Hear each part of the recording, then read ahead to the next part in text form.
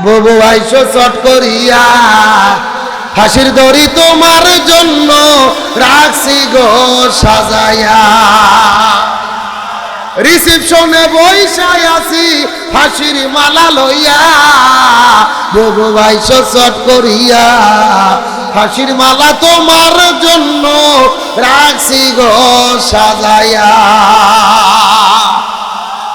আল্লাহর কোরআন বলেছেন কুতিবা আলাইকুমুল কিসাস, জীবনের পরিবর্তে জীবন, হাতের পরিবর্তে হাত, পায়ের পরিবর্তে পা, চোখের পরিবর্তে চোখ।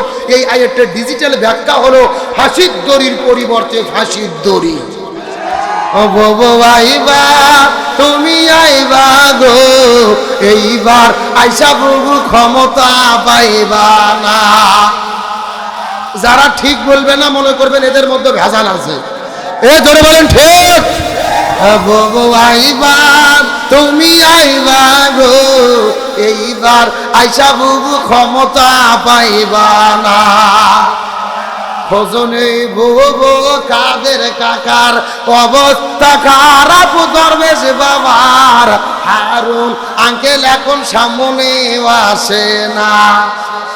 নেতা কর্মী সব জেলের ভেতর, বুবু আছে ডরের উপর, কখন জানি আসে গ্রেফতারি পরোয়ানা।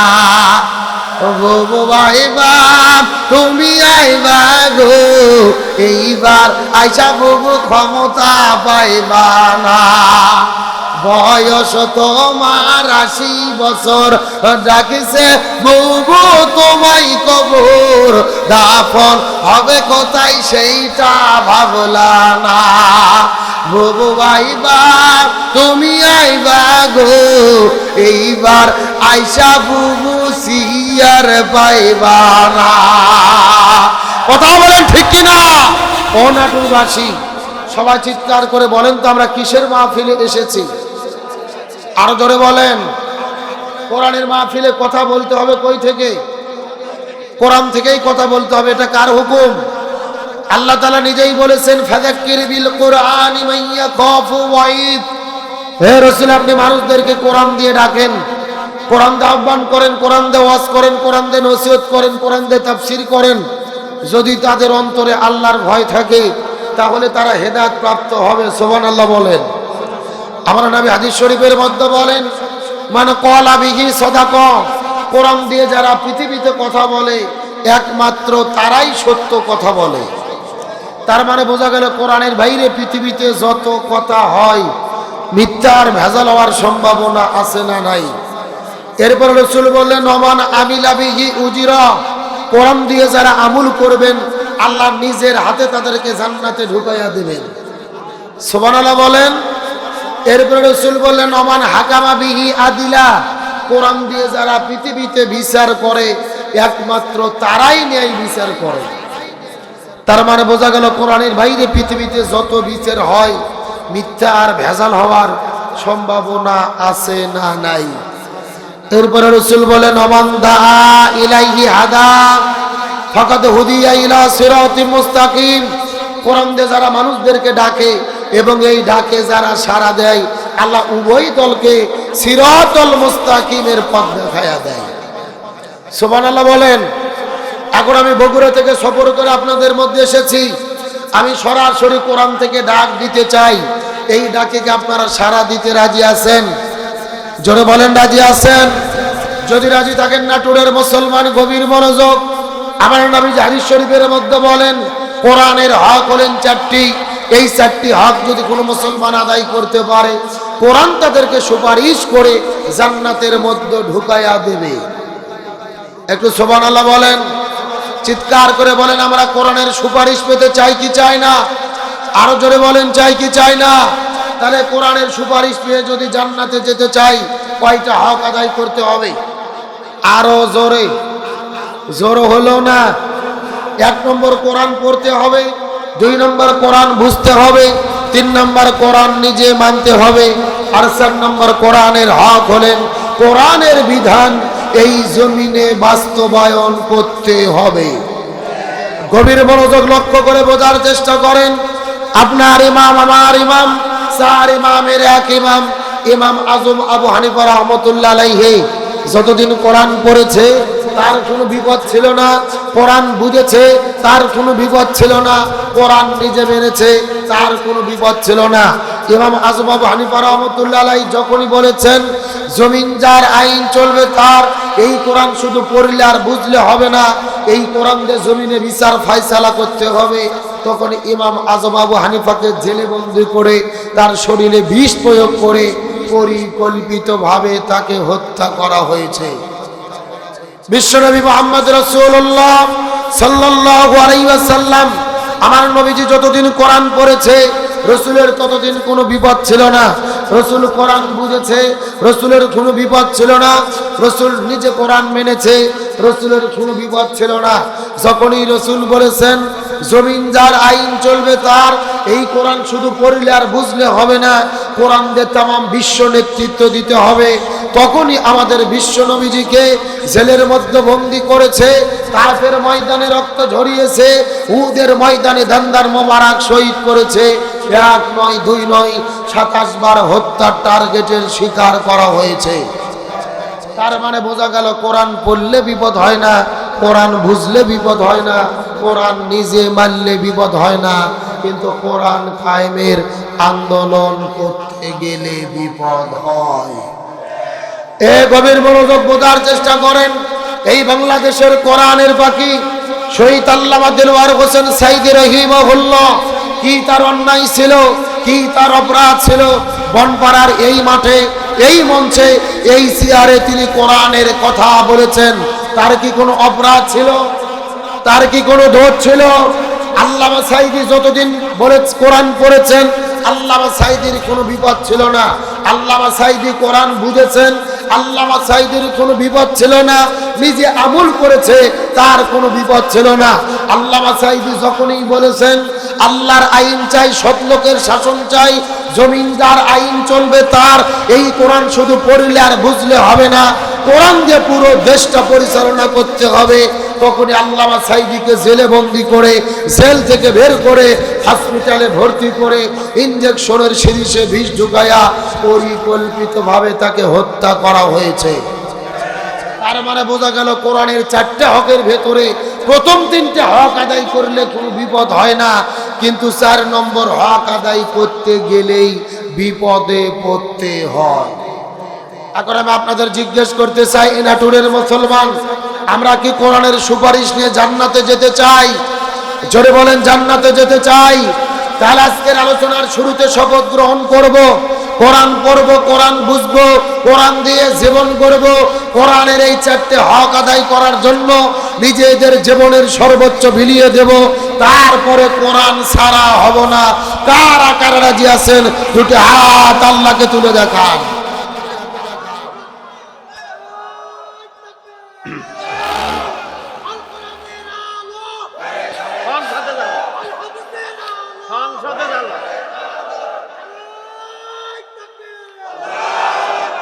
কোন মতো টানিয়ে টুনিয়ে পাস, মানে এই হুজুর যদি স্লোগান না দিতে আপনারা ফেলই করতেন। আচ্ছা, তাকবীর দিতে কি আপনাদের ভয় লাগে? তাকবীর কি কোনো ব্যক্তির, কোনো দলের? তাকবীর কি জামাত ইসলামের, বিএনপির, জাতীয় পার্টির? তাকবীর কার? আরো জোরে বলেন। ওই আল্লাহ নিজেই বলেছেন, ও রব্বাকা ফাকাব্বির, তোমরা আল্লাহর নামের তাকবীর দাও। সুতরাং তাকবীর দিতে হবে, হুকুম কার? সুতরাং নামাজ, রোজা, হজ, যাকাত যেমন ফরজ, আল্লাহর নামে তাকবীর দেওয়াও তেমনি রূপে ফরজ। সুতরাং তাকবীরের বিরোধিতা কোন মুসলমানের বাচ্চা করতে পারে না। এদিকে মাঝখান থেকে একজন স্লোগান জানতে দেখি।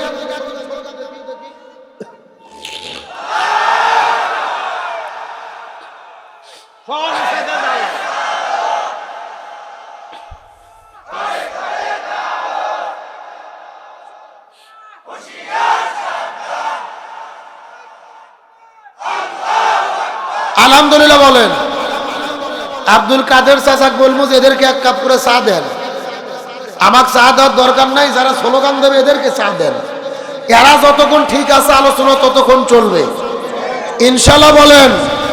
বাইরে যারা এখনো ঘুরতেছে, রাস্তায় দাঁড়িয়ে আছে, কত ডেকে ডেকে ওয়াজ শোনানোর বক্তা আমি না। আমরা 60 ওয়াজ শুরু করি, ওদের ভালো লাগলে এমনি আসবে। কতক্ষণ ঠিক কিনা? লিল্লাহি তাকবীর, লিল্লাহি তাকবীর। আল্লাহ তাআলা কবুল করুক, বলেন আমিন। ভূমিকে শেষ ডাইরেক্ট আলোচনা। আমরা দরুদ এবং সালাম প্রেরণ করেছি সেই রসুলের ওপরে, যেই নবীর জীবন আদর্শ মেনে চলা আল্লাহ তাআলা আমাদের জন্য ফরজ করে দিয়েছেন। সুবহানাল্লাহ বলেন। রসুলের জীবন আদর্শ মানে আমাদের জন্য কি? আরো জোরে বলেন। ভালো করে বোঝেন, যেহেতু লিখে দিয়েছেন তাফসীর মাহফিল। তাফসীর মাহফিল মানে এটা কোরআনের ক্লাস। কোরআনের ক্লাসে যদি আমরা কিছু শিখতে চাই, আমাকে আপনারা 1 ঘন্টার জন্য শিক্ষক হিসেবে এখানে বসে দিয়েছেন। আপনারা যদি ছাত্র হন, পড়া বোঝানোর জন্য ছাত্র শিক্ষক কথা বলা বলি আন্ডারস্ট্যান্ডিং এর দরকার আছে না নাই? একটু কথা বলবেন, আলোচনা বুঝতে সুবিধা হবে ইনশাল্লাহ বলেন। তারা গভীর মনোযোগ লক্ষ্য করুন। বাংলাদেশের 90% মুসলমান, অধিকাংশ মানুষের ধারণা রসুলের জীবন আদর্শ মানা হলে সুন্নাত, অথচ রসুলের জীবন আদর্শ মানা ফরজ করেছেন কে? আরো ধরে বলেন। তাহলে একজনও জবান বন্ধ রাখবেন না, সবাই মিলে চিৎকার করে একসাথে বলেন রসুলের জীবন আদর্শ মানা কি? সবাই একসাথে বলেন রসুলের আদর্শ মানা কি? ফরজ কি আব্দুল সালাম যুক্তিবাদীর কথাই হবে? সভাপতির কথাই হবে? আব্দুল কাদের চাচার কথাই হবে? ফরজ হতে গেলে হুকুম লাগবে কার? আর জোরে বলেন। আমার প্রিয় বন্ধুগণ, মুসলমান ভাইরা গভীর মনোযোগ লক্ষ্য করুন। কোন দিকে নজর নাই, কোনো দিকে তাকাতাকি নাই। কোরআন হাদিসের আলোকে চুম্বক কিছু কথা বলার পরে বিদায় নিয়ে চলে যাওয়ার চেষ্টা করব। মোবাইল থাকলে রেকর্ড করে নেন, খাতা কলম থাকলে লিখে নেন। আল্লাহ নবীজির জীবন আদর্শ মানাকে ফরজ করেছেন। এই সম্পর্কে 1450 বছর আগে আল্লাহ তাআলা কোরআনের মধ্যে কত চমৎকার করে বলেন। আল্লাহ রাব্বুল আলামিনের ঘোষণা, ওয়ামা আতাকুমুর রাসূলু ফাখুযুহু ওয়ামা নাহাকুম আনহু ফান্তাহু।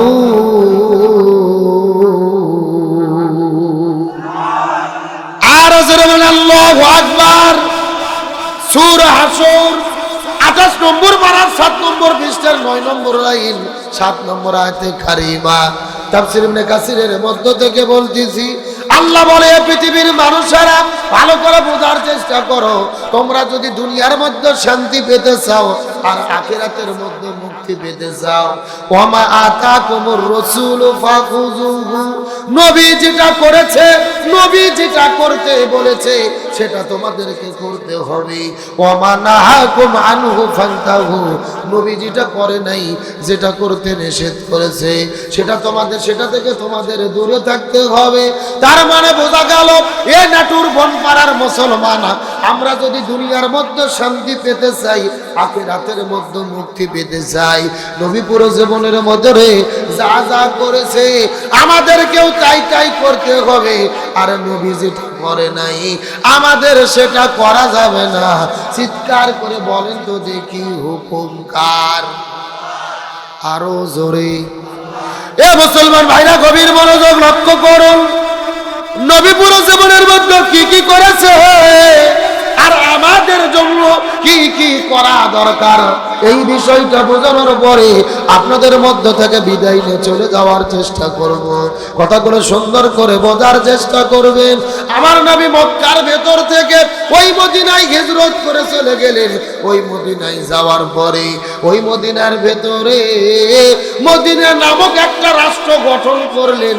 আর আমাদের নবী হলেন ওই মদিনা নামক রাষ্ট্রের রাষ্ট্রপতি। আমার নবী ছিল রাষ্ট্রপতি। জোরে বলেন, আমার নবী কি ছিল? কে রে নবী রাষ্ট্রপতি ছিল? বলতে ভয় লাগে, লজ্জা লাগে। যারা চাপা খুলবে না মনে করবেন এদের মধ্যে ভেজাল আছে। আমার নবী ছিল রাষ্ট্রপতি। জোরে বলেন, আমার নবী কি ছিল? আরো জোরে।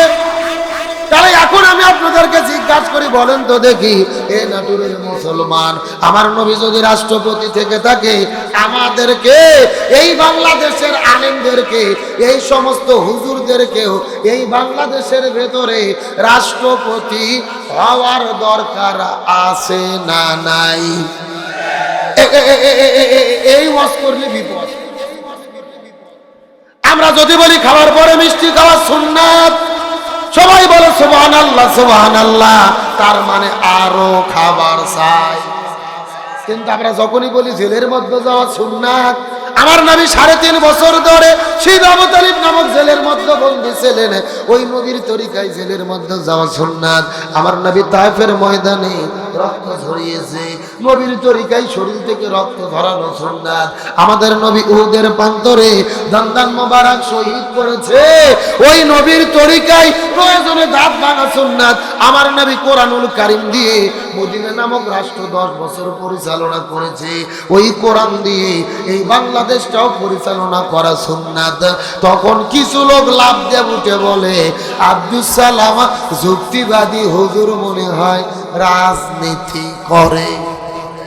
এ কতক্ষণ এদের কাছে নামাজ রোজা হজ যাকাত রাজনীতি মনে হয় না, জিকির তাসবিহ রাজনীতি মনে হয় না, নবীর তরিকায় জেলে বন্দী হওয়া, নবীর তরিকায় রক্ত ঝরানো, নবীর তরিকায় কোরআন দিয়ে রাষ্ট্র চালানো রাজনীতি মনে হয়। এরা কপাল পোড়া, আমার নবীজির সিরাতকে তারা বুঝতে পারে না। অত সোজা নয়। আমার নবী ছিলেন মসজিদুন নববীর ইমাম, আবার মদিনা নামক রাষ্ট্রের রাষ্ট্রপতি। তার মানে বোঝা গেল রসুলের সিরাতের শিক্ষা হলো যিনি মসজিদের ইমাম হবে তাকেই সমাজের ইমাম হতে হবে। আপনাদের বনপাড়া সবচাইতে বড় মসজিদে জুমার দিনে যিনি নামাজ পড়ানোর যোগ্যতা রাখে তাকেই বনপাড়া পৌরসভার মেয়র হতে হবে। আপনাদের এলাকার সবচাইতে বড় মসজিদে বড়াইগ্রাম থানার সবচেয়ে বড় মসজিদে নামাজ পড়ানোর যিনি যোগ্যতা রাখে তাকেই এলাকা থেকে এমপি হতে হবে। বাংলাদেশের কেন্দ্র মসজিদ বাইতুল মুকাররমের ভেতরে জুমার দিনে যিনি খুতবা দেওয়ার যোগ্যতা রাখে তাকেই বাংলাদেশের রাষ্ট্রপতি প্রধানমন্ত্রী হতে হবে। কথা কি ক্লিয়ার না ভেজাল আছে? কিন্তু আমরা ভাগ করে ফেলছি, আমরা হুজুরদেরকে বাটিয়ে ভাগ করে আলাদা করে দিছি যে হুজুরদের কাজ শুধু মসজিদে নামাজ পড়াবে, মাদ্রাসাতে বোখারি পড়াবে, পীরের খানকাত দিয়ে জিকির করবে, মানুষ মরে গেলে জানাজা, বিয়ের দিনে বিয়ে, মরার 7 দিন পরে গরু যাব, 40 দিনে হালুয়া রুটি, আর বাইরে কোনো হুজুরের দায়িত্ব নাই। কতক্ষণ আমরা আলেমেরা মসজিদ মাদ্রাসা পীরের খানকা বিয়ে আর জানাজা ভাগ করে ভেটে নিয়ে যখন মোসত্তাও দিয়ে ঘুম পাড়তেছি তখনই জালেমেরা পুরো জমিন দখল করেছে। আল্লাহ তাআলা মানুষ সৃষ্টি করার আগে বলেছিলেন ওয়াইজ ক্বালা রাব্বুকা লিল মালাইকাতি ইন্নী জাইলুম ফিল আরদি খলিফা। আল্লাহ কিন্তু বলেনি ফিল মসজিদে খলিফা, আমি মসজিদে খলিফা পাঠাবো, ফিল মাদ্রাসাতে খলিফা, আমি মাদ্রাসাতে খলিফা পাঠাবো, ফি খানকায়ে খলিফা, আমি খানকাতে খলিফা পাঠাবো। আল্লাহ বলছে না ফিল আরদি খলিফা, আমি জমিনে খলিফা পাঠাতে চাই। তার মানে বোঝা গেল আলেমদের দায়িত্ব শুধু মসজিদ মাদ্রাসা আর পীরের খানকা নয়, আলেমদের দায়িত্ব পুরো জমিনের নেতৃত্ব দেওয়া। আলেমদের নেতৃত্ব কি সমাজে চলে? এ জোরে বলেন চলে? এই যে বাংলাদেশে আলেমেরা নেতৃত্ব দিতে পারে না, এর পেছনে সাধারণ মানুষের দোষ নাই, সবচাইতে বেশি দোষ হলো আমাদের হুজুরদের। কারণ আমরা আলেমেরা এক জায়গায় হতে পারিনি, আমরা নিজেরা ফতুয়াবাজি করে গুতগুতি করছি, এই জন্য বাংলাদেশে ইসলামের 12টা বেজেছে। এইবার বাংলাদেশে যে প্রেক্ষাপট তৈরি হয়েছিল, অথচ আলেমদের ঐক্যের ভেতরে ফাটল ধরানো হলো। আজকে জমিয়ত নামে ইসলামী একটা দল 4টি আসন পাইয়ে বিক্রি হয়ে গেল। এ কথা বল না, 4 আসন পাইয়ে বিক্রি। ইসলামের বৃহৎ স্বার্থে আমরা একতাবদ্ধ হতে চেয়েছিলাম। এইবার জাতির আশা এবং আকাঙ্ক্ষা ছিল আলেমেরা যদি এক দল হয়, আলেমেরা যদি এক দল হতো, জাতির ইচ্ছে ছিল আমরা আলেমদের পক্ষে দাঁড়াবো। আজকে জাতি যখন ঐক্যবদ্ধ, 4টে সিট পাওয়ার জন্য, উচ্ছিষ্ট ভোগের জন্য, হাদিয়া তাওফা খাওয়ার জন্য তারা বিক্রি হয়ে গেল। আলেমে যখন এক জায়গায় হওয়ার কথা বলা হয়, ইসলামী দল যখন একতাবদ্ধ হওয়ার কথা বলা হয়, বলে উমুক দলের আকীদা খারাপ, উমুক দলের আকীদা খারাপ, উমুক দলের আকীদা খারাপ। অথচ আজকে যাদের সাথে জোট করলো ওদের ঈমানও নাই, আকীদাও নাই। এ কথা কর না, এরে যারা বলে আমরা শরিয়া আইনে বিশ্বাস করি না, এদের ইমান থাকে, আকীদা থাকে? আচ্ছা বলেন তো, শরিয়া আইন মানে কিসের আইন? আরো জোরে বলেন। শরিয়া আইন মানে হলো কোরআনের আইন, শরিয়া আইন মানে হলো হাদিসের আইন, শরিয়া আইন মানে হলো আল্লাহ রাসূলের আইন। সুতরাং যারা বলে শরিয়া আইনে বিশ্বাস করি না, এরা কখনো মুসলমানের বাচ্চা হতে পারে না। এরা আবার বলে কি জানেন? বলে যে কোরআনের সাথে রাজনীতির কোনো সম্পর্ক নাই। নাউজুবিল্লাহ বলেন। যারা বলে কোরআনের সাথে রাজনীতির কোনো সম্পর্ক নাই, আমি মনে করি তাদের সাথে কোরআনের কোনো সম্পর্ক নাই। তাহলে যারা শরিয়া আইনে বিশ্বাস করে না, কোরআনের রাজনীতি বিশ্বাস করে না, ওদের সাথে উচ্ছিষ্ট ভোগ করার জন্য, 4টি আসন পাওয়ার জন্য একতাবদ্ধ হও, আর আলেমে আলেমে ইসলামী দল একতাবদ্ধ হওয়ার কথা বললে বলো আকীদা খারাপ, আকীদার জিকির শুরু করো, তার মানে বোঝা যায় এগুলো সিটারি বাটপারি, মুনাফিক আর গাদ্দারি ছাড়া কিছু হতে পারে না। এইবার বাংলাদেশের যে প্রেক্ষাপট তৈরি হয়েছে, আলেমদের ঐক্যের ভেতরে যারা ফাটল ধরাবে, ইতিহাস তাদেরকে মুনাফিক আর গাদ্দারের খাতায় নাম লিপিবদ্ধ করবে। এরা জাতির চূড়ান্ত দুশমন, এরাই হলো মুনাফিকের গোষ্ঠী। কোরআন বিজয়ের এরাই বড় অন্তরায়। জোনায়েত আল হাবিব নামে এক বক্তা আছে, চেনেন না? লাঠি ধোকা দিয়ে কি বক্তব্য দিত! আমরা তো আগে মনে করতাম উমর ফারুকের যোগ্য উত্তরসূরি, কিন্তু বর্তমানে তেল মারতে মারতে ঈমান আকীদা সব শেষ। কথা কন না গে? ব্যারিস্টার রুমিন ফারানা বলতেছে অত সহজে ছাড়তেছি না, মাঠে আছি, খেলা হবে। তোমরা যেই আশায় বাতিলের কাছে তোমরা মাথা নত করেছো, তোমাদের হাতে মূল্য দিয়ে ছাড়িয়ে দেওয়া হবে। আল্লাহ তাআলা এই আলেম সমাজকে সঠিক বুঝ দান করুক, বলেন আমিন। তাহলে আজকের আলোচনার শিক্ষা আমি বুঝাতে চাচ্ছিলাম, যিনি মসজিদের ইমাম হবে তাদেরকে সমাজের ইমাম হতে। আমার বন্ধুগণ, মুসলমান ভাইরা গভীর মনোযোগ লক্ষ্য করুন। কোনো দিকে নজর নাই, কোনো দিকে তাকাতাকি নাই। কোরআন হাদিসের আলোকে চুম্বক কিছু কথা বলার পরে বিদায় নিয়ে চলে যাওয়ার চেষ্টা করব। আমার নবীজি বিদায় হজের দিনে সলক্ষ সাহাবীদের সামনে নবীজি কত চমৎকার করে বলেন, এ পৃথিবীর মানুষেরা, এ সাহাবীরা মনোযোগ দিয়ে বোঝার চেষ্টা করো। তোমরা যদি দুনিয়ার মধ্যে শান্তি পেতে চাও, আখিরাতের মধ্যে তোমরা মুক্তি পেতে চাও, আমি তোমাদের জন্য দুইটা জিনিস রেখে যাচ্ছি। তারাক্তু ফীকুম আমরাইন লান তাদিল্লু মা তামাসসাকতুম বিহিমা কিতাবাল্লাহি ওয়া সুন্নাতা রাসূলি। আমি তোমাদের জন্য দুইটা জিনিস রেখে যাব। এই দুইটা জিনিস যদি তোমরা আঁকড়ে ধরতে পারো, কখনোই তোমরা পথভ্রষ্ট হবে না। 1 নাম্বার কিতাব আল্লাহ, আল্লাহর কিতাব কোরআন, আর 2 নাম্বার সুন্নাত রাসূলি, রাসূলের সুন্নাত হলো হাদিস। তার মানে বোঝা গেল, এ নাটুরের মুসলমান, আমরা যদি শান্তি মুক্তি পেতে চাই, কোরআন সুন্নাহ আঁকড়ে ধরা ছাড়া কোনো উপায়। এ মুসলমান ভাইরা গভীর মনোযোগ লক্ষ্য করুন। আমার নবীজি জমিনের ভিতরে শান্তি কায়েম করার জন্য 17 বছর বয়সের ভেতরে এই জমিনের মধ্যে একটা দল গঠন করেছিলেন, যেই দলের নাম হলেন হিলফুল ফুজুল। কি নাম বললাম? আচ্ছা, যে 2-1 করে উঠে যাচ্ছে, এরা কারা? না না না, আমি তো এখনো মলম মারা শুরু করিনি যে জ্বলবে, জাগা মতো এখনো যাইনি। কেবল কোরআন এবং হাদিসের কথা হচ্ছে। রাগ করতেছেন? পেশাব করে যদি জাগার মাল জাগাত ফেরত না আসে, তাহলে মনে করবেন ভেজাল আছে। এ গভীর মনোযোগ, কথাগুলো বোঝার চেষ্টা করবেন। আমার নবী জমিনের মধ্যে শান্তি কায়েম করার জন্য 17 বছর বয়সের ভেতরে হিলফুল ফুজুল নামক দলটা গঠন করেছিলেন। কিন্তু দলটা গঠন করার পরে 17 বছর থেকে শুরু করে 40 বছর পর্যন্ত নবীজি 23 বছর ধরে চেষ্টা করেছে এই জমিনে শান্তি কায়েম করার জন্য। কিন্তু দুর্ভাগ্যজনক ব্যাপার হলো, নবী 23 বছর ধরে চেষ্টা করার পরেও এই জমিনের ভেতরে শান্তি কায়েম করতে পারলো। এ মুসলমান ভাইরা, কথাগুলো মাথার মধ্যে ঢুকানোর চেষ্টা করেন। নবীজি 23 বছর ধরে চেষ্টা করেছে, কিন্তু জমিনের ভেতরে শান্তি কায়েম করতে পারলো না। কিন্তু নবীজির বয়স যখন 40 বছর হয়ে গেল, আল্লাহ নবীজির উপরে যখন কোরআন নাজিল করলেন, নবী কোরআনের দাওয়াত দেওয়া শুরু করে দিলেন। এই কোরআন যখন জমিনের মধ্যে বাস্তবায়ন হয়ে গেল, তখন জমিনের মধ্যে শান্তি প্রতিষ্ঠা হয়ে গেল। নবীজির জীবনটাকে দুই ভাগে ভাগ করার চেষ্টা করেন। নবুয়ত পাওয়ার আগে 23 বছর আর নবুয়ত পাওয়ার পরে 23 বছর।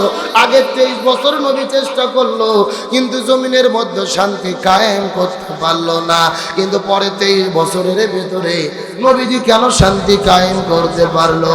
এর পেছনে কারণ হলো, আগের 23 বছরের ভেতরে নবীজির কাছে দল ছিল, কিন্তু নবীজির দলের সংবিধান আল্লাহর কোরআন ছিল না। কথা কি বোঝা যায়? এ ভালো করে বোঝেন। আপনার আমার মতো দুই জায়গার ছুটকে ফাটকে হুজুর না, এলাকার তেল তেলা গোয়েন্দার নেতা নয়। স্বয়ং বিশ্বনবী তার দলের দ্বারা এই জমিনের মধ্যে শান্তি কায়েম করার জন্য 23 বছর ধরে চেষ্টা করেছে, কিন্তু নবীজি শান্তি কায়েম করতে পারেনি। এর কারণ তখন নবীর দল ছিল, দলের সংবিধান আল কোরআন ছিল না। তার মানে কোরআন তখন নাজিলই হয় নাই। কিন্তু 40 বছরে যখন কোরআন নাজিল হলো, নবীজি কোরআনের দাওয়াত দেওয়া শুরু করলেন, এই জমিনে শান্তি প্রতিষ্ঠা হয়ে গেল। তার মানে বোঝা গেল, এই নাটোরের মুসলমান, এই বাংলাদেশের ভেতরে যত রাজনৈতিক দল আছে শান্তি কায়েমের জন্য জিকির করতেছে, ওই সমস্ত দলের দ্বারা এই জমিনে শান্তি কায়েম সম্ভব হবে না, যেই দলেরা আল্লাহর কোরআনের সংবিধান দিয়ে পরিচালিত হয় না। কথা কি ক্লিয়ার না ভেজাল আছে? আরে ভাই, যেই দল নিজেরাই কোরআন দিয়ে চলে না, ওদের নিজেদের ভেতরে তো মারামারি করে দলাদলি করে 1.5 বছরে 170 জন কুপকার। কথা কর না গা? এই জন্য আল্লাহর কোরআন বলেছেন, ওয়াতাসিবু বিহাবলিল্লাহি জামিয়াও ওয়ালা তাফাররাকু। তোমরা যদি মুসলমান হও, দিন কায়েমের আন্দোলন করো, আল্লাহর ঐক্যবদ্ধভাবে আঁকড়ে ধরো। আল্লাহর কোরআন বলেছেন, ওয়ালতাকুম মিনকুম উম্মাতুন ইয়াদউনা ইলাল খায়র ইয়ামুরুনা বিল মারুফ ওয়া ইয়ানহাউনা আনিল মুনকার। তোমাদের ভেতরে অবশ্যই একটা দল থাকবে যারা ভালো কাজের আদেশ করবে, অন্যায় কাজে বাধা দেবে। আল্লাহর কোরআন বলেছেন, আল্লাযীনা ইম্মাক্কান্নাহুম ফিল আরদি আকামুস সালাহ ওয়া আতাউজ যাকাহ ওয়া আমারু বিল মারুফ ওয়া নাহাউ আনিল মুনকার। কোন মুসলমান দল যদি ক্ষমতায় যায়, 4টে কর্মসূচি বাস্তবায়ন করবে।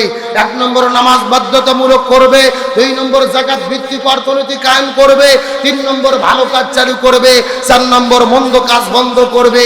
তার মানে বোঝা গেল, এই জমিনের ভেতরেও বাংলাদেশে ক্ষমতায় গিয়ে যারা এই 4 কর্মসূচি বাস্তবায়নের ঘোষণা দেবে, ইমানদার মুসলমান হিসেবে তাদের পক্ষেই আমাদের থাকতে হবে। তার কারণ শান্তির জন্য কি লাগবে? এই জন্য আল্লাহর কোরআন বলেন, ফামান তাবিয়া হুদায়া ফালা খাউফুন আলাইহিম ওয়ালা হুম ইয়াহজানুন। লক্ষ্য করেন, এই যেখানে আপনি লিখে দিয়েছেন আব্দুল সালাম যুক্তিবাদী, আমি যুক্তিতে কিছু কথা আপনাদেরকে বুঝাই। মনে করেন যে বাংলাদেশের ঢাকা শহরে বিশাল বড় একটা পানির ট্যাঙ্কি আছে। জোরে বলেন, কিসের ট্যাঙ্কি?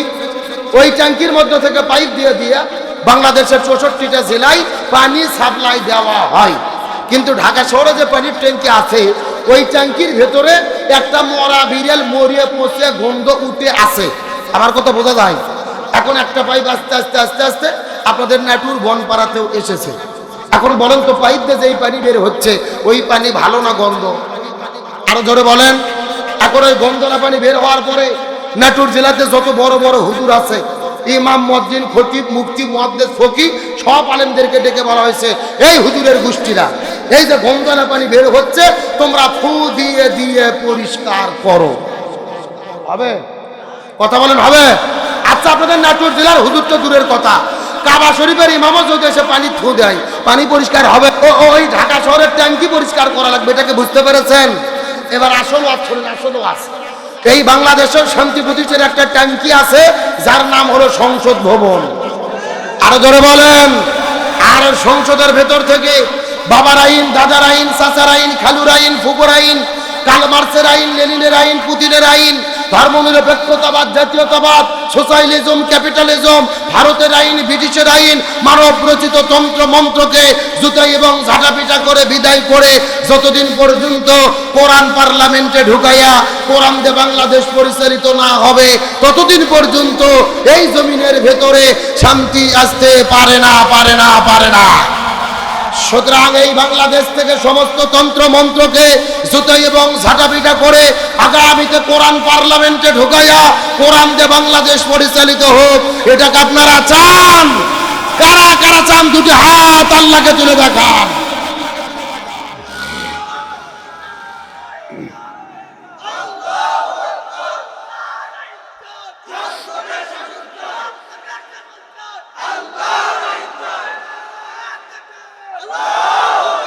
একেবারে সোজা কথা, জমিন যার, আইন চলবে তার।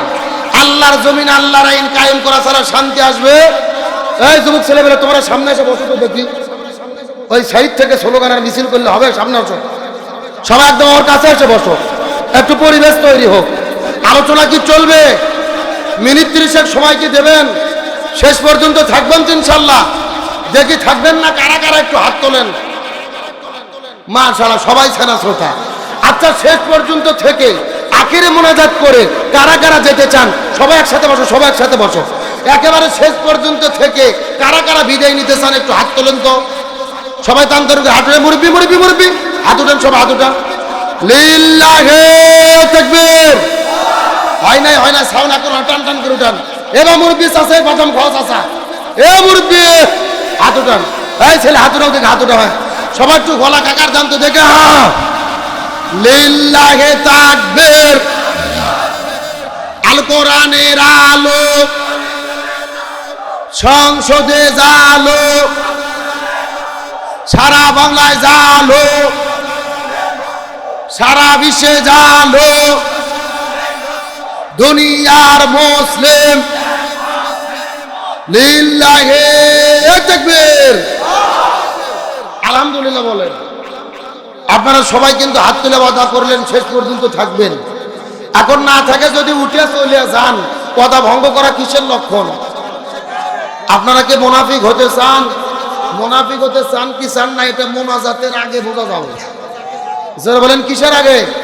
মোনাজাতের আগ পর্যন্ত দেখেন কারা কারা উঠে উঠে চলে যায়, মনে করবেন এই গ্রুপের লোক। আল্লাহ তাআলা শেষ পর্যন্ত থাকার তৌফিক দান করুক, বলেন আমিন। আব্দুল কাদের চাচা একটু গরম পানি নিয়ে আসেন, গরম পানি। তাহলে চিৎকার করে বলেন শান্তির জন্য কি লাগবে? তবে বলেন বাংলাদেশে কোরআনের ষড়যন্ত্র আছে না নাই? তবে যারাই ষড়যন্ত্র করেছে তারা কি দেশে আছে না পালাইছে? আরো জোরে বলেন না কেন? এই শিক্ষার জন্য বলতেছি, বাংলাদেশের দুইজন নেত্রী, একটা হলো জননেত্রী শেখ হাসিনা, আর একটা হলেন দেশ নেত্রী বেগম খালেদা জিয়া। হাসিনা মানুষকে হত্যা করে, গরম পানি। হাসিনা এখান থেকে আলেমদের বিরোধিতা করে পালিয়ে চলে গেল দিল্লিতে। বাংলাদেশের মানুষ চাচ্ছে কখন হাসিনের ফাঁসি হবে, আমরা মিষ্টি বিতরণ করব। কিন্তু খালেদা জিয়া অসুস্থ হয়ে হসপিটালে পড়ে আছে। পুরো দেশের মানুষ খালেদা জিয়ার জন্য দোয়া করতেছে, আল্লাহ যেন তাকে সুস্থতা দান করে। এটাই হলো দুই নেত্রীর পার্থক্য। একজনের ফাঁসি চাই, আর একজনের সুস্থতা চাই। কারণটা কি? খালেদা জিয়ার সম্পর্ক ছিল ইসলামের সাথে, আলেমদের সাথে, আর হাসিনার সম্পর্ক ছিল নাস্তিকদের সাথে, ওই ভারতের সাথে। এটা আপনাদেরকে বুঝতে হবে। আর আলেমদের পক্ষে, ইসলামের পক্ষে যারা সম্পর্ক রাখে তাদের সম্মান বৃদ্ধি করে দেয় কে? এই যে 3 দিন আগে আমাদের মধ্য থেকে বিদায় নিয়ে চলে গেল আমাদের কলিজার টুকরো প্রিয় ভাই শহীদ শরীফ ওসমান হাদি। এমপি ছিল না, মন্ত্রী ছিল না, রাষ্ট্রপতি ছিল না, 33 বছর বয়সের একটা যুবক দেশের প্রতি ভালোবেসে আধিপত্যের বিরুদ্ধে বক্তব্য দিয়ে তিনি শহীদ হয়ে গেল। গুলি করে তাকে হত্যা করা হলো। তার জানাজার ভেতরে 15-20 লক্ষ মানুষ উপস্থিত হয়েছে। এত মানুষ বাংলাদেশের ইতিহাসে কোনো জানাজায় উপস্থিত হয় নাই। তার মানে বোঝা গেছে হাদি মরে নাই, হাদি বেঁচে আছে। যুবকদের অন্তরে অন্তরে ডক্টর মোহাম্মদ ইউনূস মাথায় টুপি দিয়ে জানাজাতে গিয়ে বক্তব্য দিল, প্রিয় হাদি, আমরা তোমাকে বিদায় দিতে আসিনি, তোমার আদর্শ ধারণ করতে এসেছি। তোমার আদর্শের শপথ নিতে এসেছি।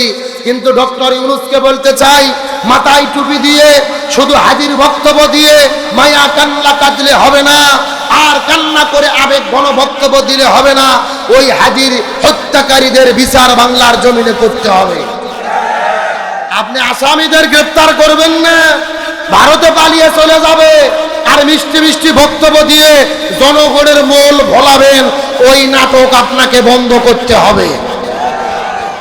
আজকে আবার বলতেছে তারা দেবে, প্রত্যেকটা গুরুত্বপূর্ণ ব্যক্তির সঙ্গে নিরাপত্তা বাহিনী সিকিউরিটি ফোর্স দেবে।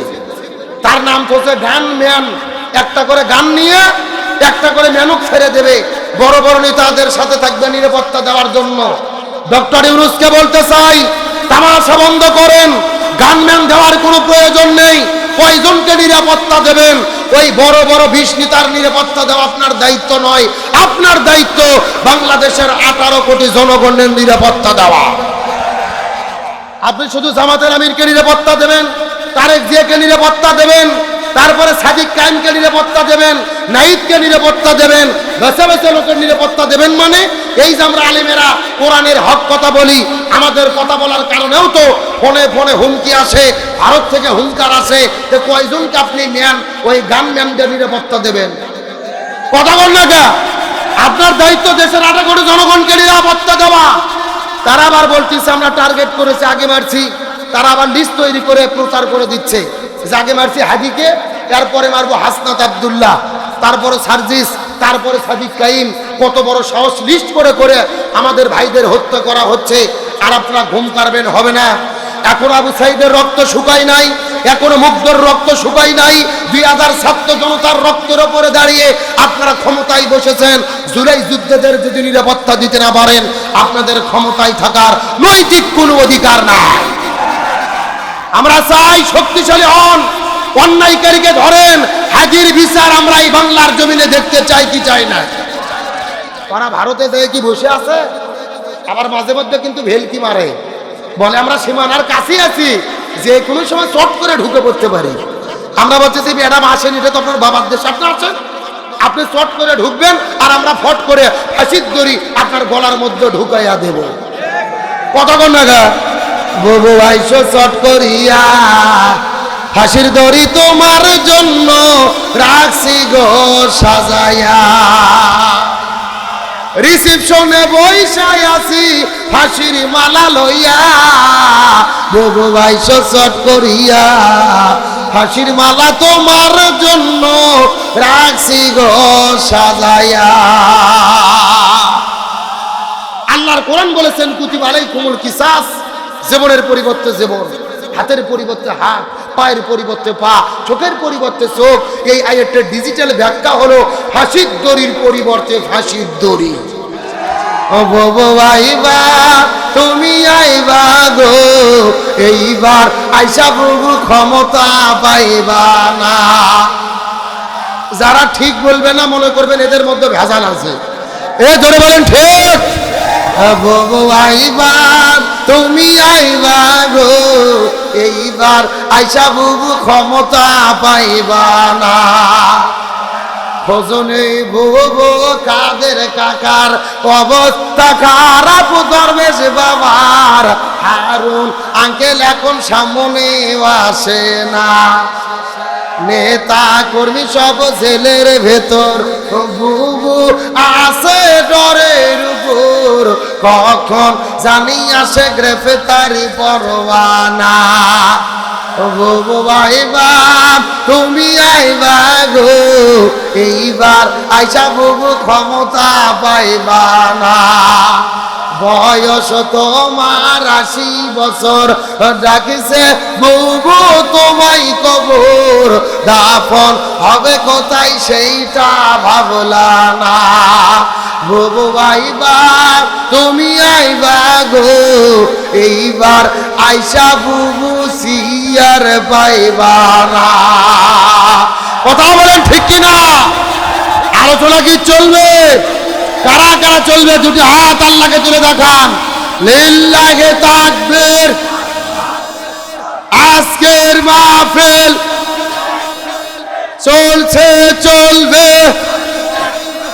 নাটুরের মাহফিল, বনপাড়ার মাহফিল কতক্ষণ চলবে?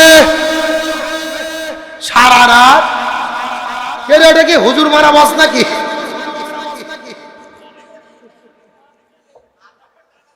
আমার ভাইরা সারা রাত নয়, আলোচনা যেহেতু শুরু করেছি, মিনিট 30 সময়কে আর দেওয়া যাবে? জোরে বলেন, দেওয়া যাবে? আলোচনা চলছে চলছে, তবে কোনো উঠাউঠি করা যাবে? তাহলে চিৎকার করে বলেন দেখি, রসুলের জীবন আদর্শ মানা ফরজ করেছেন কি? আরো জোরে বলেন। আমার বন্ধুগণ, মুসলমান ভাইরা, গভীর মনোযোগ লক্ষ্য করুন। কোনো দিকে নজর নাই, কোনো দিকে তাকাতাকি নাই। কোরআন হাদিসের চুম্বক কিছু কথা বলার পরে বিদায় নিয়ে চলে যাওয়ার চেষ্টা করব। আল্লাহ নবীর জীবন আদর্শ মানা ফরজ করে দিলেন, এর পেছনে কারণটা কি? আমি পুরো কোরআন গবেষণা করে দেখেছি, এর পেছনে প্রধানত কারণ হলো 3টা। জোরে বলেন কয়টা? আরো জোরে। তার মধ্যে প্রথম নম্বর কারণটা কি?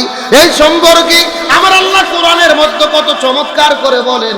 আল্লাহ রাব্বুল আলামিনের ঘোষণা, লাকাদ কানা লাকুম ফি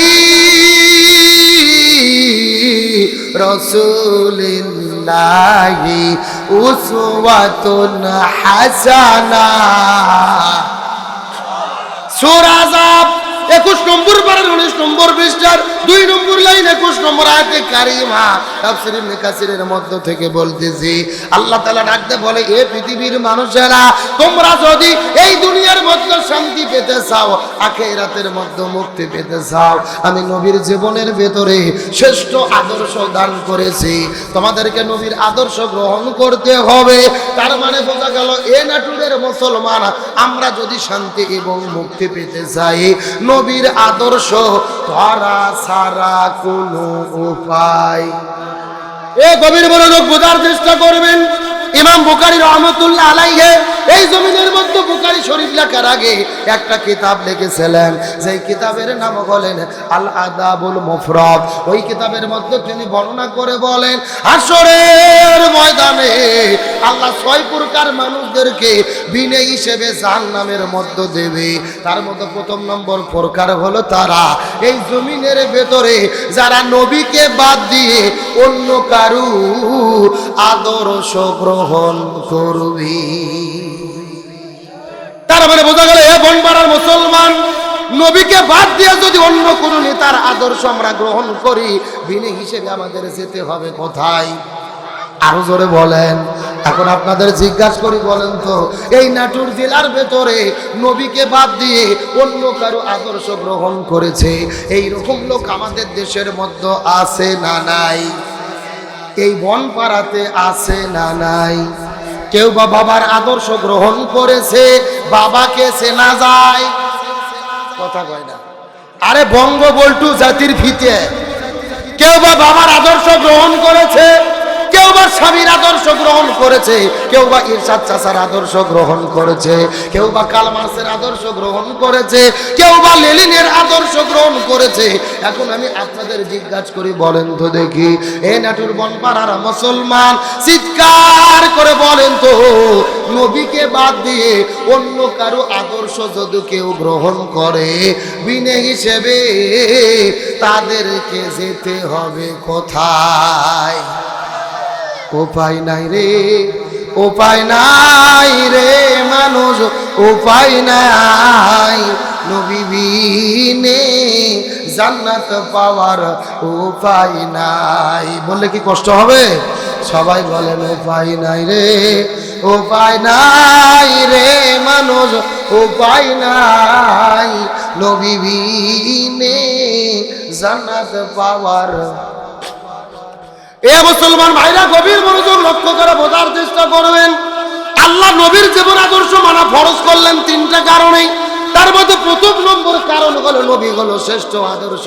কোন নবীর আদর্শ গ্রহণ করার জন্য বলতেছি, আল্লাহ যেই নবীজিকে এই দুনিয়ার ভেতরে নেতা করে প্রেরণ করেছেন, চিৎকার করে বলা যাবে আল্লাহু আকবার। আল্লাহ কোরআনের মধ্যে কত চমৎকার করে বলেন, ইয়াসিন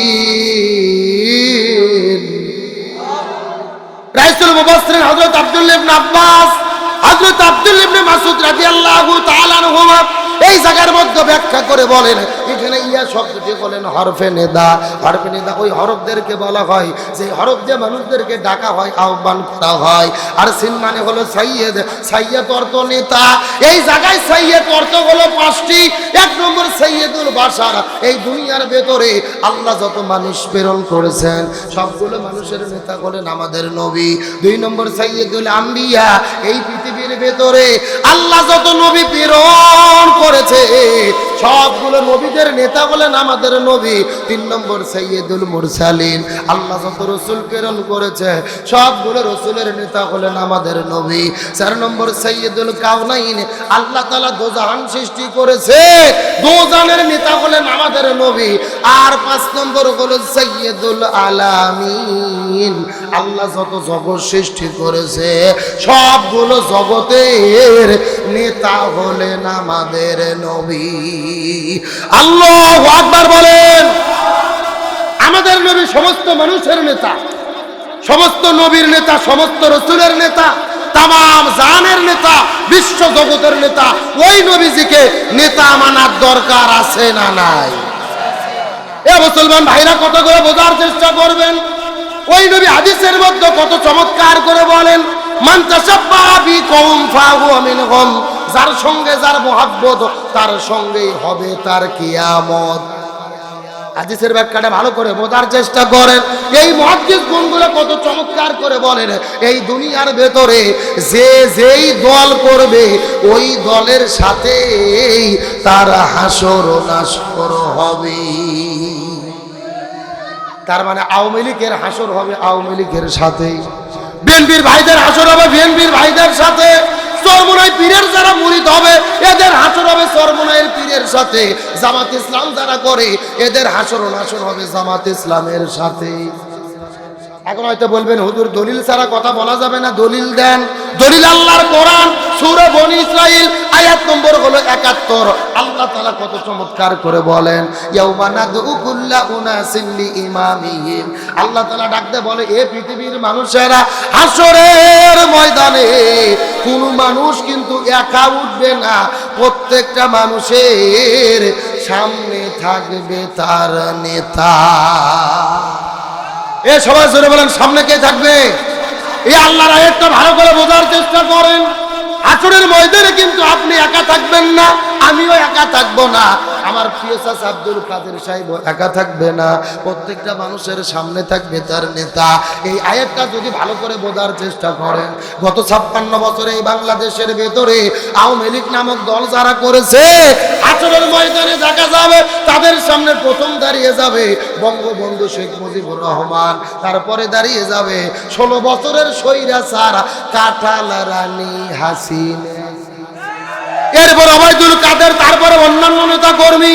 এই দেশের মধ্যে বিএনপি নামক দল যেই ভাইরা করে হাসরের ময়দানে দেখা যাবে সর্বপ্রথম তাদের সামনে দাঁড়িয়ে যাবে শহীদ প্রেসিডেন্ট জিয়াউর রহমান, তারপরে খালেদা জিয়া, তারেক জিয়া, মির্জা ফখরুল ইসলাম আলমগীর। এই দেশের মধ্যে যারা চরমোনাই পীরের মুরিদ হয়েছে হাসরের ময়দানে দেখা যাবে তাদের সামনে প্রথম দাঁড়িয়ে যাবে মরহুম পীর সাহেব হুজুর, তারপরে মুফতি ফয়জুল করিম, মুফতি রেজাউল করিম, তারপরে অন্যান্য নেতা কর্মীরা। এই দেশের মধ্যে জামাত ইসলাম নামক দল যারা করে হাসরের ময়দানে দেখা যাবে তাদের সামনে প্রথম দাঁড়িয়ে যাবে এই দলের প্রতিষ্ঠাতা আল্লামা সৈয়দ আবুল আলা মওদুদী রাহিমাহুল্লাহ, তারপরে মাওলানা মতিউর রহমান নিজামী, অধ্যাপক গোলাম আযম, তারপরে দাঁড়িয়ে যাবে কোরআনের পাখি শহীদ আল্লামা দিলওয়ার হোসাইন সাইদি, এরপর আমিরে জামাত ডক্টর শফিকুর রহমান, তারপরে অন্যান্য নেতা, তারপরে কর্মী। আল্লাহর কোরআন বলতেছে হাসরের ময়দানে কেউ একা থাকবে না, প্রত্যেকটা মানুষের সামনে থাকবে তার নেতা। এই নাটুরের মুসলমান গভীর মনোযোগ লক্ষ্য করেন, এই আয়াতটাকে এখন নিজেদের জীবনের সাথে মিল করার চেষ্টা করেন। এই দুনিয়ার ভেতরে এমন নেতার পেছনে আপনি ঘুরেছেন, এমন একটা দল আপনি করেছেন যেই নেতাগুলো, যেই দলের কর্মীগুলো, যেই দলের নেতাগুলো জনগণের চাল ডাল গম চুরি করে খায়, রাস্তা করার দায়িত্ব পাইলে রড বালু সিমেন্ট চুরি করে খায়, ব্রিজ করার দায়িত্ব পাইলে রডের বদলে বাঁশ ঢুকে দেয়, দেশের টাকা চুরি করে বিদেশের মধ্যে নিয়ে যায়। এমন দল যদি করে থাকেন, এমন নেতার পেছনে যদি ঘুরে থাকেন, আল্লাহর কোরআন বলতিছে তাহলে আপনারা ধরা খাইয়ে বসে আছেন। এ কথা কোন এ নেতা মানে দুনিয়ার বিষয় নয়। এই দুনিয়াতে আপনি যাকে নেতা মানবেন, হাসরের ময়দানে তাকে সামনে পাবেন। তাহলে হাসর ভালো করার জন্য এই দুনিয়াতে ভালো নেতার পেছনে ঘোরার দরকার আছে না নাই? আরো জোরে বলেন। এখন হাসরের ময়দানে আলেমদের সামনে চান, ভালো মানুষদেরকে সামনে চান, নাকি চাল চোর, ডাল চোর, ঘুম চোর, সেনজি স্ট্যান্ড, বানচার, টেম্পু স্ট্যান্ড দখলকারী চাঁদাবাজদেরকে সামনে পেতে চান?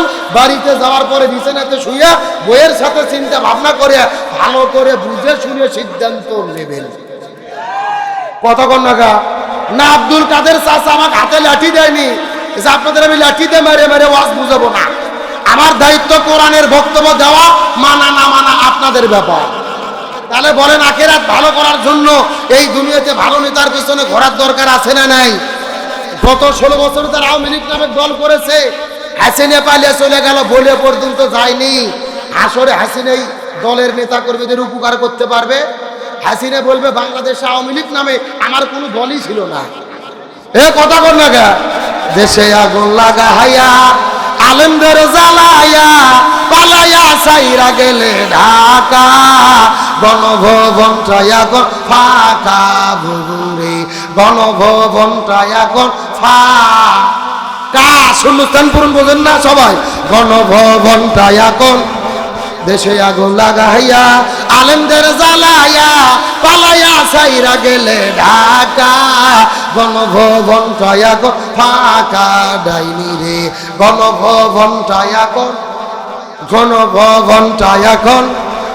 অধিকারের কথা বলেছিলেন রাজাকার, জনগণ বইজা গেল তুমি বুবু সইরাসা। অধিকারের বললে কথা বলেছিলেন রাজাকার, জনগণ বইজা গেল তুমি বুবু সইরাসার। তোমার নেই তো শরম লাজ বুবু বড়ই নাটকবাজ, তোমার নেই তো শরম লাজ বুবু বড়ই নাটকবাজ। কাউয়া ডাকে না আর কাকা, গণভবনটা এখন ফাঁকা বুবুরে, গণভবনটা এখন। এ সবাই গণভবনটা এখন দেশে আগুন লাগাইয়া আলেমদের জ্বালাইয়া পালাইয়া সাইরা গেলে ঢাকা, গণভবনটা এখন ফাঁকা বুবুরে, গণভবনটা এখন।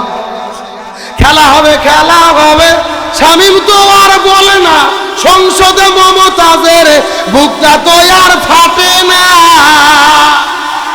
খেলা হবে হবে খেলা, কাউয়া তো আর বলে না, সংসদে মমতাজের বুকটা তো আর ফাটে না। পলকের ঝলক তো আর নাই, বুবুর টাকলা মুরাদ নাই, দিল্লিতে স্বামীর বাড়ি একা, গণভবনটা এখন ফাঁকা বুবুরে, গণভবনটা এখন। এ ছেলে এরা কি বুবুর লোক নাকি? না না না না না, বুবুর কথা শুনে ওটা কিন্তু লক্ষণ ভালো না। এরা যদি জাগার মাল জাগাত ফেরত না আসে তাহলে মনে করবেন ভেজাল আছে। এ ধরে বলেন গণভবনটা এখন, গণভবনটা এখন। মিথ্যা মামলায় ফাঁসি দিলে সোনার মানুষগুলো রে কত বড় ডাইনি সেজে, মায়া নাই তার অন্তরে। কোরআনের পাখি শহীদ আল্লামা দিলওয়ার হোসেন সাইদি, মতিউর রহমান নিজামী, আব্দুল কাদের মোল্লা, সালাউদ্দিন কাদের শাখা চৌধুরী এই মানুষগুলোকে হত্যা করেছে ফাঁসিতে ঝুলাইয়া। এদেরকে কোনো অপরাধ ছিল? মিথ্যা মামলায় ফাঁসি দিলে সোনার মানুষগুলোরে কত বড় ডাইনি সেজে, মায়া নাই তার অন্তরে। আজও সেই আদালত আছে, ফাঁসির দড়িও আছে, কবে পাবো বুবু তোমার দেখা, অপেক্ষা করছে শুধু ঢাকা। দেশে আগুন লাগাইয়া আলেমদের জ্বালাইয়া পালাইয়া চাইরা গেলে ঢাকা। গণভবনটা এখন ফাঁকা বধুরে, গণভবনটা এখন ফাঁকা। আলোচনা কি চলবে? চলবে। কারা কারা চলবে? দুটো হাত আল্লাহকে তুলে দেখায়। লিল্লাহি তাকবীর। জান্নাতের ভেতরে, ওই জান্নাতের মধ্যে যাওয়ার পরে লক্ষ্য করে দেখে ওই জান্নাতের ভেতরে হাজার হাজার মহিলাদের দেখা যায়, কিন্তু জান্নাত থেকে বের হয়ে যখন জাহান্নামের মধ্যে চলে গেলেন, নবী জাহান্নামের মধ্যে যাওয়ার পরে লক্ষ্য করে দেখেন ওই জাহান্নামের ভেতরে হাজার হাজার মহিলাদেরকে দেখা যায়, যেই মহিলাদেরকে জাহান্নামের আগুন দিয়ে দাউ দাউ দাউ দাউ করে জ্বালানো হচ্ছে। এই মহিলাগুলো চিৎকার করে চেঁচামেচি করতেছে, আর এই মহিলাদের মাথার ওপরে কিছু কাকগুলো বসে তাদের মাথার মগজগুলো ঠুকুরে ঠুকুরে খাচ্ছে। এই দৃশ্য দেখার পরে নবীজির মনটা বড় খারাপ হয়ে গেলেন। জিবরাইলকে জিজ্ঞেস করে বলেন, হে ভাই জিবরাইল, এই সমস্ত মহিলাগুলো কারা তুমি বলো তো দেখি। এমন সময় জিবরাইল ডাকতে বলে, ইয়া রাসূলুল্লাহ, মনের মধ্যে কষ্ট নেবেন না, এই মাত্র আল্লাহর পক্ষ থেকে জিবরাইল আসার পরে নবীকে ডাকতে বলে, ইয়া রাসূলুল্লাহ, মনের মধ্যে কষ্ট নেবেন না, এই মাত্র আল্লাহ জানাই দিল আপনার উম্মতের ভেতরে অধিকাংশ মহিলারা জাহান্নামে যাবে। অধিকাংশ মহিলাগুলো যাবে কোথায়? এই কথা শোনার পরে নবীজির মনটা বড় খারাপ হয়ে গেল। জিবরাইলকে জিজ্ঞেস করলেন, হে ভাই জিবরাইল, অধিকাংশ মহিলা কেন জাহান্নামের মধ্যে যাবে? এর পেছনে কারণটা কি তোমরা বলো তো দেখি। জিবরাইল ডাকতে বলে, ইয়া রাসূলুল্লাহ, অধিকাংশ মহিলা জাহান্নামে যাবে, এর পেছনে অনেকগুলো কারণ রয়েছে। তার ভেতরে প্রধানত কারণ হলো দুইটা। জোরে বলেন কয়টা? সাউন্ড নাই। এই যে আমি বসে আছি মাঝখান দিয়ে সোজা, ডান দিকে এক ভাগ, বাম দিকে আর এক ভাগ। আপনারা মুখ বন্ধ করে থাকেন, আপনারা বলেন তো দেখি অধিকাংশ মহিলা জাহান্নামে যাবে, তার পেছনে কারণ হলো কয়টা? আরো জোরে আপনারা মুখ বন্ধ করেন, আপনারা বলেন তো দেখি অধিকাংশ মহিলা জাহান্নামে যাবে, তার পেছনে কারণ হলো কয়টা? ওরে বাবা, এর ভাগ করে দিয়ে না সাউন্ড বাজতেছে না, তার মানে আপনি আলসামি করতেছেন না। মুসলমান গভীর মনোযোগ লক্ষ্য করুন। ডানে যারা আছেন কথা বলবেন, বামে যারা আছেন তারা কথা বলবেন, মঞ্চের চতুর্দিকে যারা বসে আছেন তারাও কথা বলবেন। সবাই মিলে চিৎকার করে বলেন তো দেখি অধিকাংশ মহিলা জাহান্নামে যাবে, তার পেছনে কারণ হলো কয়টা? আরো জোরে, জোরে হলো না। কোন দুইটা কারণে অধিকাংশ মহিলা জাহান্নামে যাবে জানার দরকার আছে না নাই? আপনাদের দরকার না থাকলেও মহিলাদের দরকার আছে। মায়েরা বোনেরা, আর 10টা মিনিট ধৈর্য ধরে বসেন, আমি আসতেছি আপনাদের আলোচনায় ইনশাআল্লাহ বলেন। কিন্তু আমি আপনাদের আলোচনার দিকে ফিরে চলে যেতে চাই। আল্লাহ নবীর জীবন আদর্শ মানা ফরজ করলেন 3টা কারণে। তার মধ্যে প্রথম নম্বর কারণ হলো আল্লাহ নবীজির জীবনের মধ্যে শ্রেষ্ঠ আদর্শ দান করেছেন।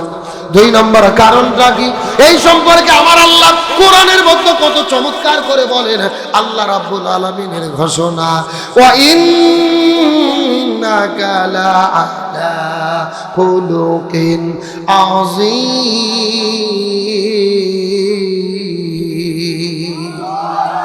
সূরা কলম 25 নম্বর পারা 3 নম্বর পৃষ্ঠার 12 নম্বর লাইন 4 নম্বর আয়াতে কারিমা। তাফসীর ইবনে কাসিরের মধ্য থেকে বলতেছি, আল্লাহ তাআলা ডাকতে বলেন, এই পৃথিবীর মানুষেরা ভালো করে বোঝার চেষ্টা করো। হযরত আদম আলাইহিস সালাম থেকে শুরু করে ঈসা রুহুল্লাহ পর্যন্ত যত নবী রাসূল দুনিয়ার মধ্যে এসেছে, আমি কারো চরিত্রের সার্টিফিকেট দেই নাই, কিন্তু আমি আল্লাহ তাআলা বলে দিলাম, ওয়া ইন্নাকা লাআলা খুলুকিন আযীম। আমি নবীর জীবনের ভেতরে শ্রেষ্ঠ চরিত্র দান করেছি।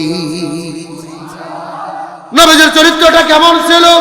আম্মা জান আয়েশা সিদ্দিকার কাছে যাওয়ার পরে কিছু সাহাবীরা জিজ্ঞেস করে বললেন, আম্মা জান মাইশা সিদ্দিকা, আপনি একটু দয়া করে বলেন তো দেখি নবীজির চরিত্রটা কেমন ছিল। আম্মা জান মাইশা সিদ্দিকা ডেকে বলে, হে নবীর সাহাবীরা, তোমরা কি কোরআন পড়ো নাই? সাহাবীরা বলে, হ্যাঁ আমরা কোরআন পড়েছি। এমন সময় আম্মা জান ডেকে বলেছেন, তাহলে মনোযোগ দিয়ে শুনে নাও, পবিত্র কোরআন ছিল যেমন, আমার নবীজির চরিত্রটা ছিল তেমন।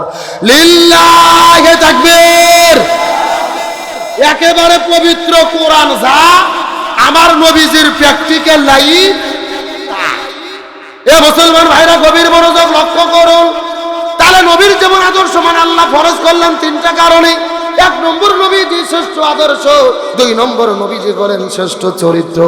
আর তিন নম্বরের কারণটা কি, এই সম্পর্কে আমার আল্লাহ তাআলা কোরআনের ভেতরে কত চমৎকার করে বলেন, ওয়া মা আরসালনাকা ইল্লা রাহমাতাল লিল আলামিন।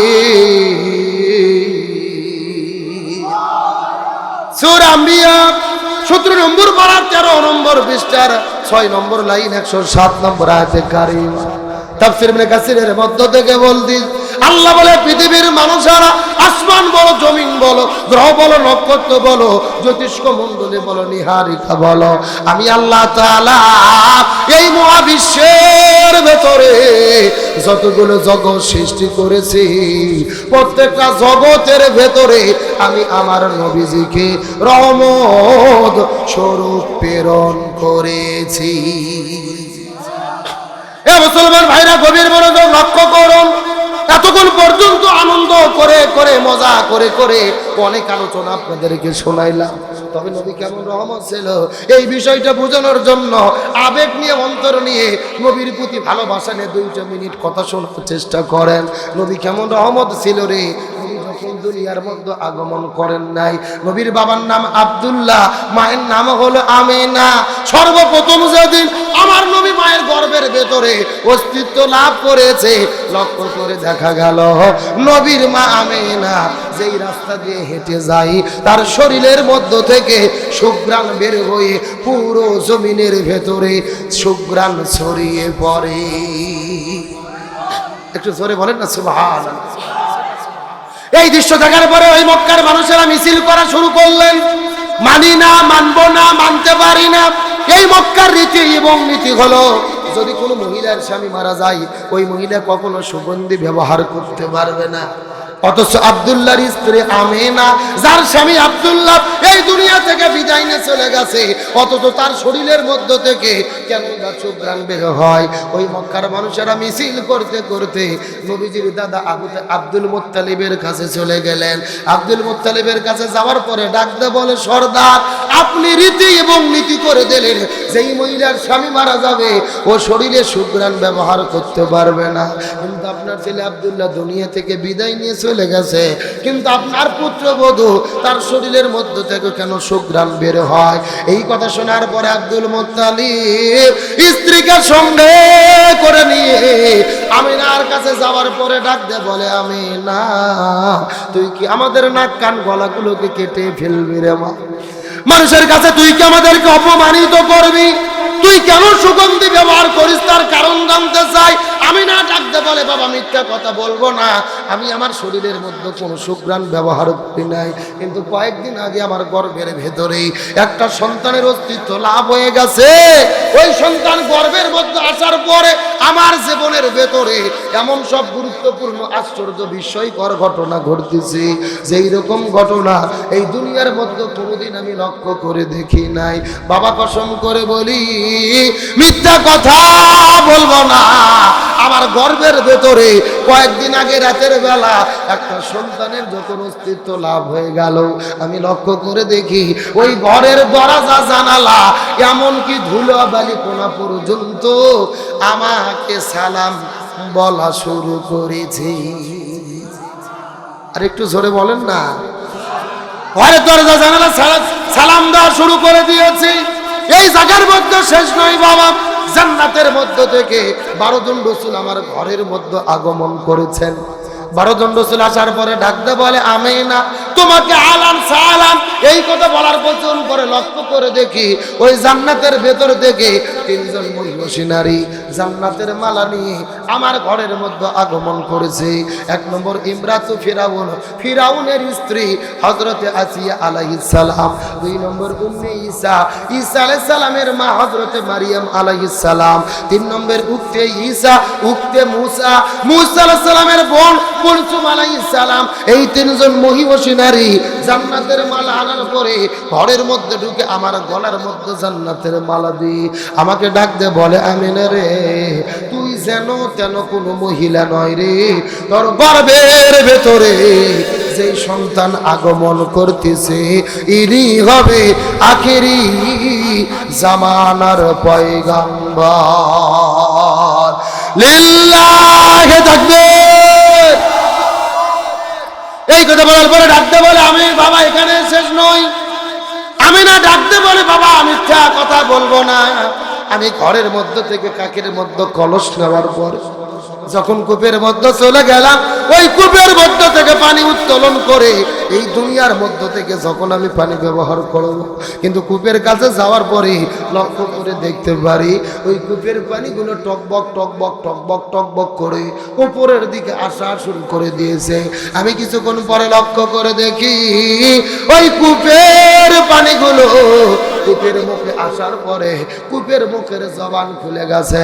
আমাকে ডাকতে বলে, আমিনা রে, তুমি যেন তেন কোনো মহিলা নয়, তোমার গর্ভের ভেতরে আগমন করছে আখিরি জামানার পয়গম্বর। কষ্ট করে তোমার কূপের কাছে আসার কোনো দরকার নাই। তুমি আমিনা যদি হুকুম করো, আমরা কূপের পানি তোমার ঘরের দরজায় যেতে চাই। এই কথা বলে আমার নবীজি মা আমিনা মুখের মধ্য থেকে থুতু ফেলে দিলেন। লক্ষ্য করে দেখা গেল থুতুর মধ্য থেকে সুঘ্রাণ বের হয়ে ওই ঘরটা পার হয়ে পুরো মক্কার মধ্যে ছড়িয়ে পড়া শুরু করল। বুঝতে বাকি রইল না, যেই সুগন্ধিটা ব্যবহার বের হচ্ছে এই জমিনের ভেতরে, ওটা কোনো আমিনার শরীরের সুঘ্রাণ নয়। নবী আগমন করবেন, ওই নবীর কারণে সুঘ্রাণটা প্রবাহিত হয়। এ মুসলমান ভাইরা গভীর মনোযোগ। এই পৃথিবীর চিকিৎসা বিজ্ঞানীগুলো বর্ণনা করে বলেন, এই পৃথিবীর মধ্যে সবচাইতে কষ্টের কাম হলো এই দুনিয়ার মধ্যে সন্তান গর্ভে ধারণ করা আর সন্তান প্রসব করা। আর চাইতে বড় কষ্টের কাম এই দুনিয়ার মধ্যে আর একটাও হতে পারে না। স্ত্রী ওই পেটের মধ্যে সন্তান প্রসব করা আর সন্তান গর্ভ ধারণ করা কত কষ্ট হয় আপনি বলতে পারবেন না, আমি বলতে পারবো না, আমাদের মা বলতে পারবে, স্ত্রী বলতে পারবে। ওই স্বামী স্ত্রী মিলামেশা করার পরে এক ফোঁটা নাপাক পানি যখন স্ত্রীর গর্ভের মধ্যে চলে যায়, এক ফোঁটা নাপাক পানি থেকে 40 দিন পরে রক্তের মধ্যে পরিণত হয়, আরো 40 দিন গেলে গোস্তে পরিণত হয়, আরো 40 দিন যায় হাত হয়, পা হয়, চোখ হয়, মাথা হয়, নাক হয়। এইভাবে সন্তানটা মায়ের পেটে চলতে থাকে বড় হতে। এইরকম চলতে চলতে 6 মাস পার হয়ে যখন 7 মাস সন্তানের বয়স গর্ভে হয়ে যায়, ওই মায়ের গর্ভের ভেতরে সন্তানের পা থাকে কিন্তু উপরের দিকে আর মাথা থাকে নিচের দিকে। 7 মাস যখন বয়স শুরু হয়ে গেল, ওই পা গুলো মায়ের কলিজা বরাবর লেগে যায়। সন্তানের পা গুলো কলিজাতে ঠেকানো থাকে আর মাথাগুলো নিচের দিকে থাকে। এই সন্তানগুলো পা দিয়ে মায়ের কলিজার মধ্যে বারবার লাথি মারতে থাকে। আপনি আপনার মায়ের কলিজায় লাথি মেরেছেন, আমি আমার মায়ের কলিজার মধ্যে লাথি মেরেছি। কত গর্ভবতী মা এই 3-4 মাস নীরবে নিবৃত্তিতে ঘরের দরজা জানালা বন্ধ করে দিয়ে নীরবে একা একা কান্না করে, চোখের কোণে জল জল করে পানি বের হয়ে যায়। ওই দুনিয়ায় কষ্টের কথা কাউকে শেয়ার করতে চায় না। পৃথিবীর চিকিৎসা বিজ্ঞানীগণ বলে, এই যে মা তার গর্ভের মধ্যে সন্তান গর্ভ ধারণ করে, এই 3-4 মাসের ভিতরে প্রত্যেকটা সন্তান তার মাকে 3000 বার থেকে 3500 বার পর্যন্ত মায়ের কলিজায় ডাইরেক্ট লাথি মারে। কিন্তু পৃথিবীর চিকিৎসা বিজ্ঞানীগণ পরীক্ষা করে ফেল হয়ে গেছে। তারা বলে দুনিয়ার ভেতরে একটা সুস্থ মানুষকে কলিজায় যদি আঘাত করা হয়, একটা আঘাত দিলে ওই মানুষটা দুনিয়ার মধ্যে বেঁচে থাকার কথা নয়। কিন্তু এই যে সন্তান 3000 বার থেকে 3500 বার পর্যন্ত মায়ের কলিজায় লাথি মারলো, ওই সন্তানটা মারা গেল না, মাটা মারা গেল না, বরং পৃথিবীর চিকিৎসা বিজ্ঞানীগণ বলে আমরা পরীক্ষা এবং গবেষণা করে দেখেছি ওই গর্ভের ভেতরে যেই সন্তান মায়ের কলিজায় যত বেশি লাথি মারে ওই সন্তানের সাথে মায়ের সম্পর্ক, ভালোবাসা, মহব্বত আল্লাহ আরো তত বৃদ্ধি করে দেয়। লিল্লাহি তাকবীর। এ মুসলমান ভাইরা কথাগুলো বোঝার চেষ্টা করবেন। এই জন্য সন্তানকে বলা হয় মায়ের কলিজা কাটা ধন। কলিজা কাটলে যত কষ্ট হয় তার চাইতে মা বেশি কষ্ট পায় যদি সন্তান দুনিয়া থেকে মৃত্যুবরণ করে। এই হাজি ভাইকে গুলি করে বিদায় করে দেওয়া হলো। হাজি ভাইয়ের মা কান্না করে করে মাটির মধ্যে পড়ে যাচ্ছেন, অজ্ঞান হয়ে পড়ে যাচ্ছেন। তার কারণ বাবা বেঁচে থাকা অবস্থায় যদি সন্তান মারা যায় এর যে কত দুঃখ, এর যে কত যন্ত্রণা সেই বাবা মাই কিন্তু বলতে পারবে। এ মুসলমান ভাইরা শেষ কথা বোঝার চেষ্টা করেন। ওই যে মা গর্ভের মধ্যে সন্তান নিয়ে সবচাইতে বেশি কষ্ট ভোগ করে, ওই গর্ভের মধ্য থেকে সন্তান যখন প্রসব করতে হয়, আল্লাহ যখন সন্তান প্রসবের হুকুম দেয়, মায়ের জরায়ু ভেদ করে 3টা বড় বড় পর্দা ভেদ করে দুনিয়ায় সন্তান আগমন করে। 2 বালতি থেকে 2.5 বালতি পর্যন্ত রক্ত মায়ের শরীরের মধ্য থেকে ক্ষয় করতে হয়। আল্লাহ যখন সন্তানকে হুকুম করেন সন্তান মায়ের গর্ভের মধ্যে আর থাকা যাবে না, দুনিয়ায় আগমন করো, ওই সন্তান মায়ের গর্ভের মধ্যে যুদ্ধ শুরু করে এই দুনিয়ার আলো বাতাস দেখার জন্য। কিন্তু কেমনে যুদ্ধ করবে রে? সন্তানের পা কিন্তু উপরে কলিজা বরাবর ঠেকানো, মাথা হচ্ছে নিচ দিকে জরায়ুর দিকে, অর্থাৎ উপরে পা গুলো কলিজায় আঘাত করে পিছন দিক দিয়ে বারবার চেষ্টা করে এই দুনিয়ার মধ্যে আগমন করার জন্য। কতবার সহ্য করতে পারে না সন্তান প্রসবের বেটা, সহ্য করতে পারে না, এই দুনিয়ার মধ্য থেকে বিদায় নিয়ে চলে যায়। পৃথিবীর চিকিৎসা বিজ্ঞানীগণ বলেন অন্তত 70% মহিলা সন্তান প্রসবের সময় অজ্ঞান হয়ে মাটির মধ্যে পড়ে যায়। কিন্তু সন্তান দুনিয়াতে আগমন করার পরে ওই সন্তান যখন মা বলে চিৎকার করে ওঠে, ওই সন্তানকে হাতের মধ্যে নিয়ে যখন মায়ের কলিজায় বরাবর ঠেকানো হয়, মনে হয় ওই মৃত মাকে আল্লাহ আবার পরিপূর্ণ জীবিত করে দেয়। লিল্লাহি তাকবীর। এখন আপনাদেরকে বলতে চাই, এই নাটুরের মুসলমান ওই মার সাথে বাবার সাথে বেয়াদবি করে, ওই বাবা মার মনে কষ্ট দেয়, এমন কুলাঙ্গার সন্তান এই জেলার মধ্যে আছে না নাই? আমি যুবকদের হাত দুপায়ে হাত দিয়ে অনুরোধ করে বলি, এ যুবকেরা যত ইবাদত করো বন্দেগী করো না কেন, পিতা মাতার সঙ্গে যদি খারাপ ব্যবহার করো জান্নাতে যাবার কোনো সুযোগ। ভালো করে বোঝার চেষ্টা করবেন। পিতামাতার সম্পর্কে আলোচনা করা আমার সাবজেক্ট না, তবে এতক্ষণ পর্যন্ত বোঝানোর চেষ্টা করলাম এই যে সন্তান গর্ভে ধারণ করার একটা কষ্ট আছে না নাই। কিন্তু নবীর মা আমিনা বলে, আমি কসম করে বলি আমি আমার সন্তান মুহাম্মদকে গর্ভের মধ্যে ধারণ করেছি, প্রসব করেছি, আমি বিন্দু মাত্র কোনো কষ্ট বুঝতে পারি না। লিল্লাহি তাকবীর। ওমা আরসালনাকা ইল্লা রাহমাতাল লিল আলামিন। তাহলে চিৎকার করে বলেন তো দেখি, ওই নবীর এত রহমতপূর্ণ ওই নবীর আদর্শ যদি আমরা গ্রহণ করি, ওই নবীর রহমত আমরা পাবো কি পাবো না? আরো জোরে বলেন, ওই নবীর আদর্শ যদি এই জমিনে বাস্তবায়ন হয় শান্তি আসবে কি আসবে না? কিন্তু বর্তমানে অনেকেই ফতোয়া দিচ্ছে জাগাবিতে ইসলাম যদি কায়েম হয়ে যায়, কোরআন যদি ক্ষমতায় আসে, কারো হাত থাকবে না, সবার হাত কাটা হবে। এরকম ফতোয়া শুনতেছেন না? ভালো করে বোঝেন, আল্লাহর কোরআন বলেছেন ওয়াসারিকু ওয়াসারিকাতু ফাকতাউ আইদিয়াহুমা, কেউ যদি চুরি করে, ও ছেলে হোক অথবা মেয়ে হোক, তার হাত কাটতে হবে। কার কথা? কিন্তু দুর্ভাগ্যজনক ব্যাপার হলেও সত্য, এই আয়াতের সঠিক ব্যাখ্যা কোনো নেতা জানে না, আর অনেক হুজুরও বলে না। এই কথা বল না কা? এই আয়াতের সঠিক ব্যাখ্যা আমাদের বুঝতে হবে। লক্ষ্য করুন, সব চোরের হাত কাটা পড়বে না। বাংলাদেশ ইসলাম যদি কায়েম হয়, কোরআন যদি ক্ষমতায় যায় সব চোরের হাত কাটা পড়বে না। চোর হলো দুই প্রকার, জোরে বলেন কয় প্রকার? একটা হলো অভাব আর একটা হলো স্বভাব। আপনাদের প্রশ্ন করি, আপনাদের বনপাড়া দুই চারটে আলু চোর, বেগুন চোর, মরিচ চোর, পিঁয়াজ চোর, এইরকম দুই চারটে ছেঁচড়া চোর আবুল মফিজ কুদ্দুস কি আছে? জোরে বলেন আছে? আচ্ছা বলেন তো, এরা অভাবে চুরি করে না স্বভাবে? কথা কন না, স্বভাব না, অভাব। বাজার করার টাকা নাই, ছেলের পেটে ভাত নাই, স্ত্রীর শরীরে পোশাক নাই, এরা অভাবে চুরি করে, সেজেনাল চোর। আল্লাহর কোরআন বলতেছে না অভাবে যারা চুরি করবে এদের হাত কাটা হবে না। সরকারের পক্ষ থেকে 5টা বিষয়ের গ্যারান্টি দিতে হবে।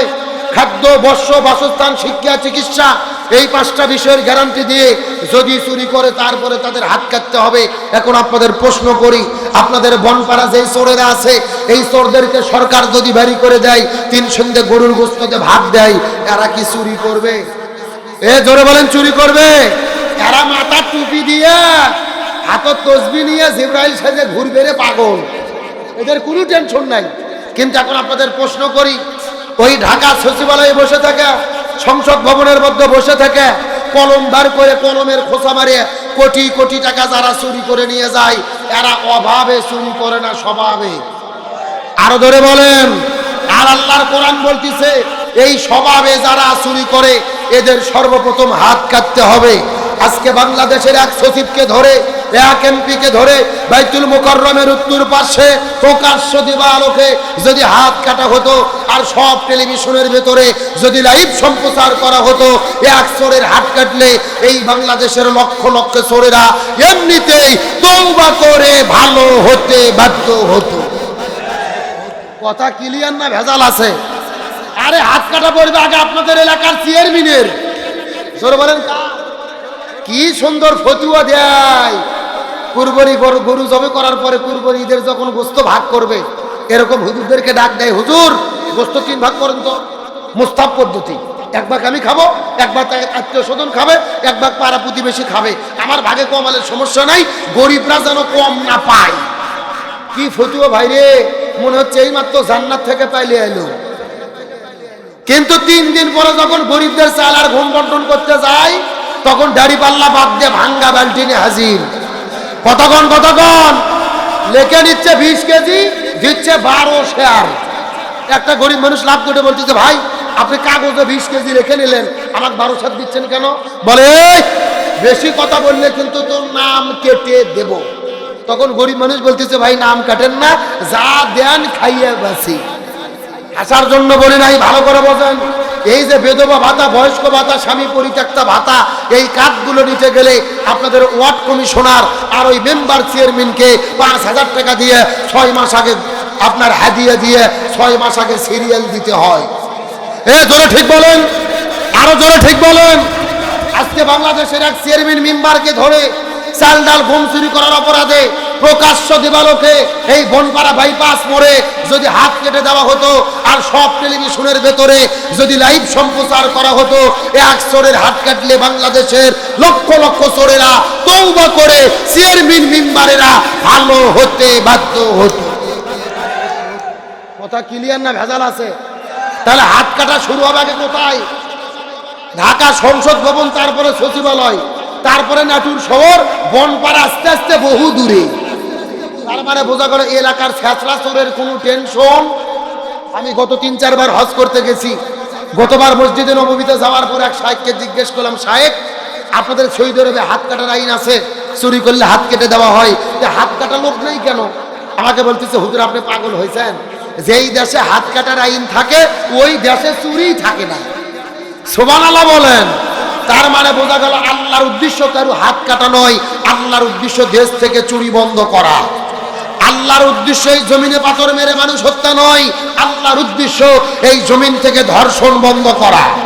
সুতরাং স্বাধীনতার 54 বছর পার হয়ে গেছে, একদল ক্ষমতায় এসেছে আর একদল বিদায় নিয়ে চলে গেছে। বাবার নীতিতে দেশ চলেছে, স্বামীর নীতিতে দেশ চলেছে, চাচার নীতিতে দেশ চলেছে, কারো নীতি শান্তি দিতে পারে নাই। তার মানে বোঝা গেল বাংলাদেশে ততদিন পর্যন্ত শান্তি আসবে না যতদিন না আমরা কোরআনের নীতি কায়েম করতে পারবো।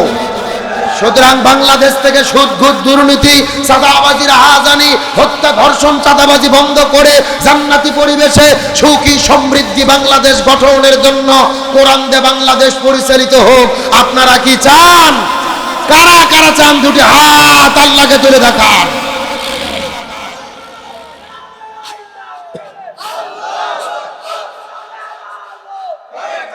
কথা কি বোঝা যায়? তার মানে বোঝা গেল একটা ছেলের কারণে জান্নাত হতে পারে, আবার একটা ছেলের কারণে জাহান্নাম হতে। কিন্তু আমাদের দেশে একটা কথা আছে, ভাই আমার ভোট আমি দেবো যাকে খুশি তাকে দেবো। এটা সম্পূর্ণ কোরআন বিরোধী বক্তব্য। আমার ভোট আমি দেব, দেখে শুনে ফিরাউনকে দেব না, দেখে শুনে নমরুদকে দেব না, দেখে শুনে এমন লোককে ভোট দেব ইনসাফপূর্ণ নীতিবান এমন সৎযোগ্য লোককে ভোট দেব যাকে ভোট দিলে দেশের কল্যাণ হবে, যাকে ভোট দিলে কোরআন পার্লামেন্টে কায়েম হবে। কথা ক্লিয়ার না ভেজাল আছে? আসরের ময়দানে দেখা যাবে এইরকম কিছু হুজুর গলার মধ্যে সিমেন্টের বস্তা ঝুলানো। কিসের বস্তা? 100 বস্তা সিমেন্টের বস্তা ঝুলানো। গ্রামের লোক বলবে হুজুর কি খবর, হজ করছেন 6 বার, গলার মধ্যে সিমেন্টের বস্তা কেন? তখন হুজুর বলছে ভাই হজ তো ঠিকই করেছি, নামাজও পড়েছি, কিন্তু গোপন ঘরত যেয়ে অকাম করছি রে। এমন একটা লোক সেল মারছি, ওই লোক সেল পেয়ে ক্ষমতার যাইয়া 200 ব্যাগ সিমেন্ট চুরি করছে। আল্লাহ 100 ব্যাগ দিয়েছে ওর গলার ভেতরে, 100 ব্যাগ দিয়েছে আমার গলার ভেতরে। কিছু কি বোঝা যায়? আসরের ময়দানে দেখা যাবে কিছু হুজুরের গলার মধ্যে ধর্ষণ করার গুণ লেখা। কিসের গুণ? 5টা মেয়ে ধর্ষণ করার গুণ লেখা। মুসলিমরা বলবে হুজুর খবর কি, আপনার পিছনেই তো আমরা নামাজ পড়তাম, এই ওয়াকাম কখন করলেন? হুজুর বলবে না আমি তো ওয়াকাম কুকাম ধর্ষণ করিনি, তবে এমন লোক গোপন ঘরে সিল দিছি, ও ক্ষমতার যে 10টা মেয়ে ধর্ষণ করছে, আল্লাহ 5টার গুণ দিয়েছে ওর আমল নামার ভেতরে, 5টার গুণ আমার আমল নামার ভেতরে। কথা কি বোঝা যায়? তার মানে আপনি যাকে ক্ষমতায় বসাবেন ও যদি ভালো কাজ করে সওয়াবেরও ভাগ পাবেন, আবার যদি খারাপ কাজ করে গুণেরও ভাগ। এখন কাকে সমর্থন করবেন এটা আপনার ব্যাপার। আমি বলবো না দাঁড়িপাল্লাত ভোট দেন, ধানের শীষত দেন না, এই ওয়াজ করে আমি মার খাবো না। আমি কোরআনের বক্তব্য দিছি, এখন কি করবেন বাড়ির যে চিন্তা ভাবনা করে চাচির সাথে বুঝে শুনে সিদ্ধান্ত নিয়েন। আলোচনাকে মিনিট 10 চলবে, কথা বলেন চলবে? কারা কারা চলবে হাত তোলেন তো দেখে। লিল্লাহি তাকবীর। সাউন্ড নাই, সাউন্ড নাই, হাত নামান। আপনাদের এই মাঠে কি ফুটবল খেলা হয়? বিয়ে খেলা হয় না? এক পাশে যারা বিয়ে করছে তারা আর এক পাশে যারা বিয়ে করেনি তারা, এরকম খেলা হয় না? এখন একটা তাকবীর দেবো, প্রথমে তাকবীর দেবে যারা বিয়ে করেনি তারা, তারপরে তাকবীর দেবে যারা বিয়ে করেছে তারা। দেখি কাদের সাউন্ড বেশি, দেখার দরকার আছে না নাই? প্রথমে হাত উঠে অবিবাহিত কারা কারা দেখি, যারা যারা বিয়ে করেন অবিবাহিত। হ্যাঁ, লিল্লাহি তাকবীর, মাশাআল্লাহ, হাত নামান। এখন যারা যারা বিয়ে করছেন বাবা, যারা মুরব্বীর হাত তোলেন তো, যারা যারা বিয়ে করেছেন।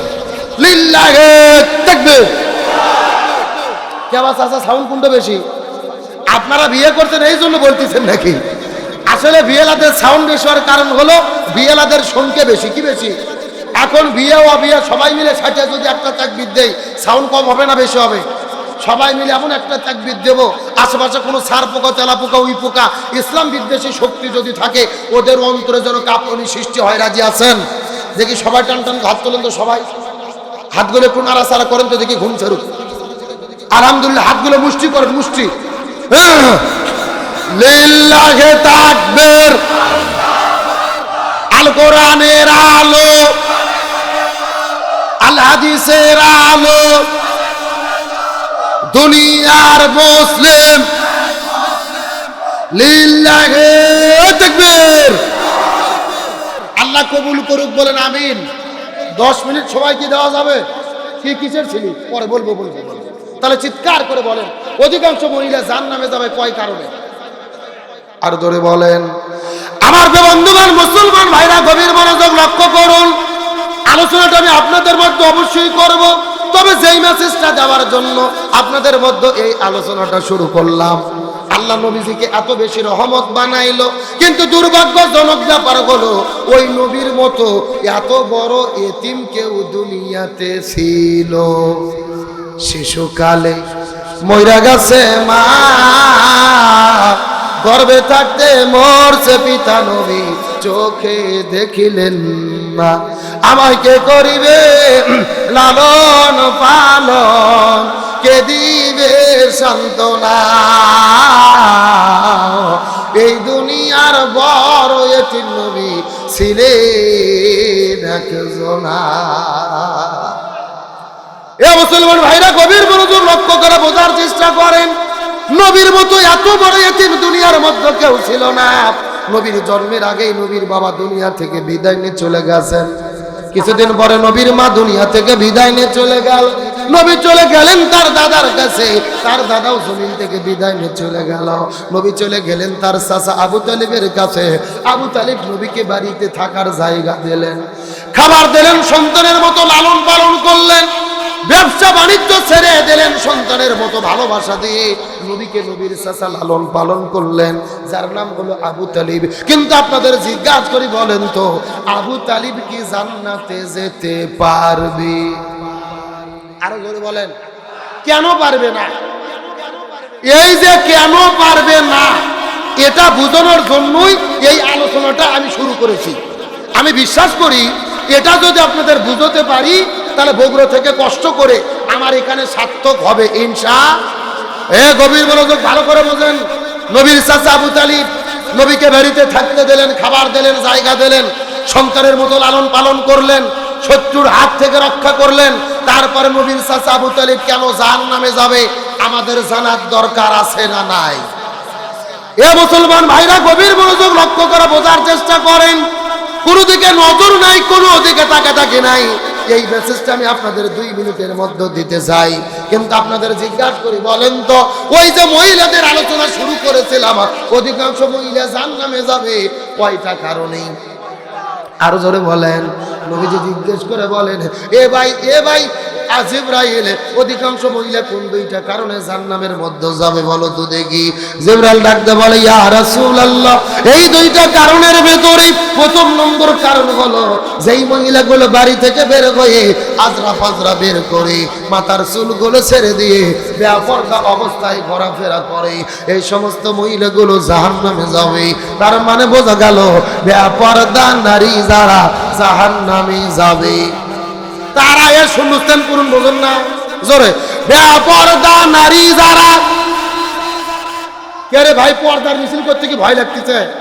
এমন সাউন্ড দেবেন মহিলাদের প্যান্ডেলের জন্য পার হয়ে যায়। রাজি আছেন? বেপরদা নারী যারা। আরো জোরে বলেন, বেপরদা নারী যারা।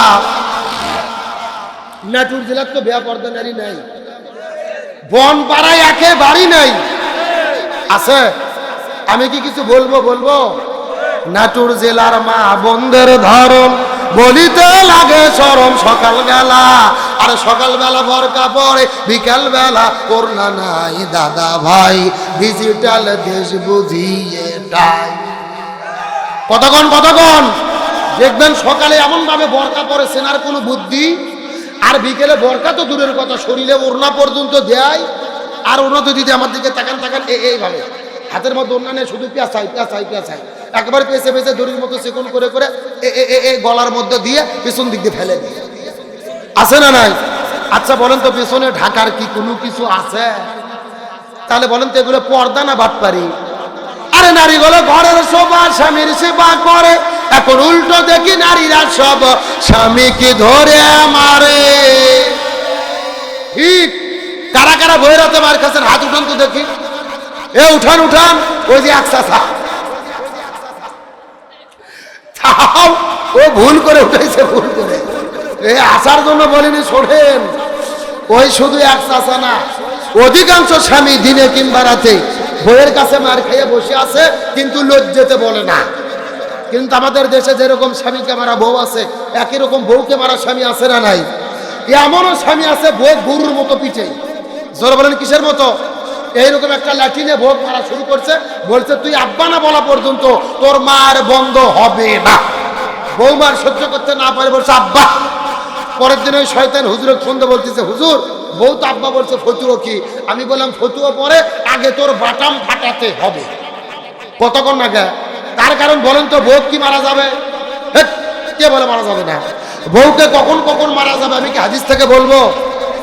ভালো করে বোঝেন, বউ যদি শরীয়ত বিরোধী কাজ করে, ইসলাম বিরোধী কাজ করে, জেনা ব্যভিচার করে, স্বামীর আনুগত্যের বাইরে কাজ করে, তখন বউকে মারা যাবে। এখন মারবেন কোথায় কোথায়? আমাদের দিকে তাকান। মাথা বাত, মুখ বাত, পেট বাত, পিঠ বাত, কোমর বাত, মাজা বাত, হাঁটুর থেকে শুরু করে নিচ পর্যন্ত। কথা কি বুঝেছেন? আর যেই ভেদ দিয়ে মারবেন এই ভেতের পরিমাপ হবে 1 বিঘের অর্ধেক, মানে 1 মুষ্টি। এই ওয়াজ আমি গত 4 বছর আগে গাইবান্ধা জেলাত করেছি। একটা যুবক লাভ দুটো বলতেছে, হুজুর 1 মুষ্টি ধরবো কি আর মারবো কি? তখন আর একজন বলতেছে, হুজুর ধরার পরে যদি কোনো মতো মাথা বার হয়ে থাকে ওই মাথা দিয়ে ঘুতো দেবো হুজুর। এরকম বাটপার আছে না নাই? ও তা ভোগ মারবে। এখন বলেন তো, ভোগ মারলে কি বউ ঠিক হবে না? রাসূল বলেছেন মহিলাদের সৃষ্টি করা হয়েছে বাম পাজরের বাঁকা হাড় দিয়ে। জোরে বলেন কি হাড়? এখন বাঁকা আরব যদি হাতুর দিয়ে মেরে সোজা করতে চান সোজা হবে? ভেঙে মুচকে যাবে। এই জন্য বউদেরকে মেরে নয়, বউদের ভালোবাসা দিয়ে সোনা ময়না কলজে টিয়ে পাখি বলে আপন করতে হবে। জোরে বলেন সুবহানাল্লাহ। এইবার মেয়ে মানুষেরা যা খুশি হয়েছে ভাই, যেই রকম হুজুরি তো দরকার। আমার বন্ধুগণ, মুসলমান ভাইরা গভীর মনোযোগ লক্ষ্য করুন। তাহলে চিৎকার করে বলেন তো দেখি, বেপরদা নারী যারা, আরো ধরে বলেন বেপরদা নারী যারা। এই কথা শোনার পরে নবীজির মনটা বড় খারাপ হয়ে গেলেন। জিবরাইলকে জিজ্ঞাসা করে বললেন, এ ভাই জিবরাইল, 2টা কারণে অধিকাংশ মহিলা জাহান্নামের মধ্যে যাবে। তার মধ্যে প্রথম নম্বর হলো বেপরদা নারী, 2 নম্বর কারা জাহান্নামের মধ্যে যাবে তুমি বলো তো দেখি। জিবরাইল ডাকতে বলে, ইয়া রাসূলুল্লাহ, 2 নম্বর হলো ওই প্রকার মহিলাগুলো যেই মহিলাগুলো স্বামীর খেদমত করে না, স্বামীর কথা মতো চলে না, স্বামীর আনুগত্য করে না, এই সমস্ত মহিলাগুলো জাহান্নামের মধ্যে যাবে। তার মানে বোঝা গেল স্বামীর অবাধ্য স্ত্রী যারা জাহান্নামে যাবে।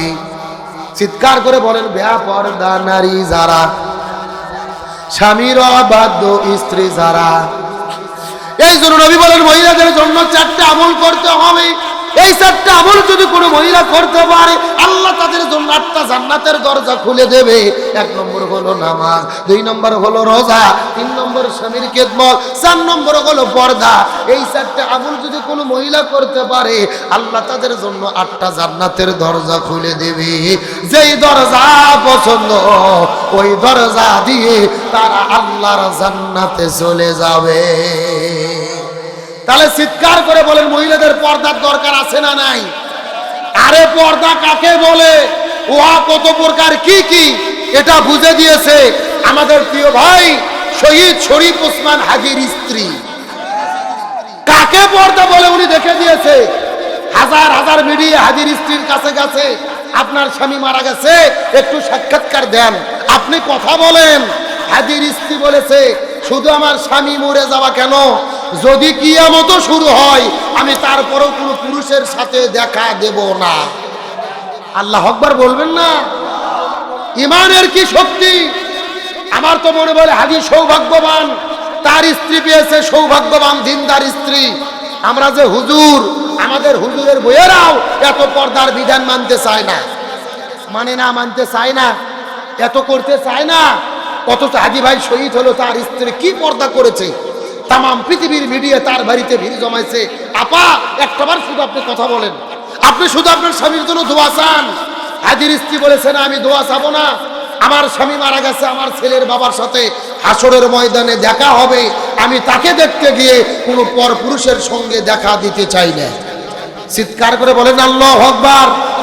এই বাংলাদেশের বক্তা আছে আবু তোয়া মোহাম্মদ আদনান, 2-3টা বউ, মাঝে মধ্যে একটা বউ ফেসবুক লাইভে এসে স্বামীর বিরুদ্ধে অভিযোগ করে সাবিকুন নাহার, আবার ডিভোর্স দেয়, আবার বিয়ে বসে, আবার কিবে করে। হুজুরের বউরা ফেসবুকে লাইভে এসে বক্তব্য দেয়। আর হাজীর স্ত্রী সাধারণ একটা মহিলা কিভাবে পর্দার বিধান মেনে চলে, এটা বাংলাদেশের প্রত্যেকটা মহিলা তার কাছ থেকে শিক্ষা নেওয়া দরকার। ফাতেমা রাদিয়াল্লাহু তাআলা আনহা নবীজির মেয়ে, যুবতী হওয়ার পরে 4 জন মহিলা ছাড়া কারোর সাথে, 4 জন পুরুষ ছাড়া কারোর সঙ্গে দেখা করেনি। 1 নম্বর বিশ্বনবী, 2 নম্বর আসাদুল্লাহিল গালিব হযরত আলী, 3 নম্বর হাসান, 4 নম্বর হোসাইন, আর কারোর সাথে দেখা করেনি।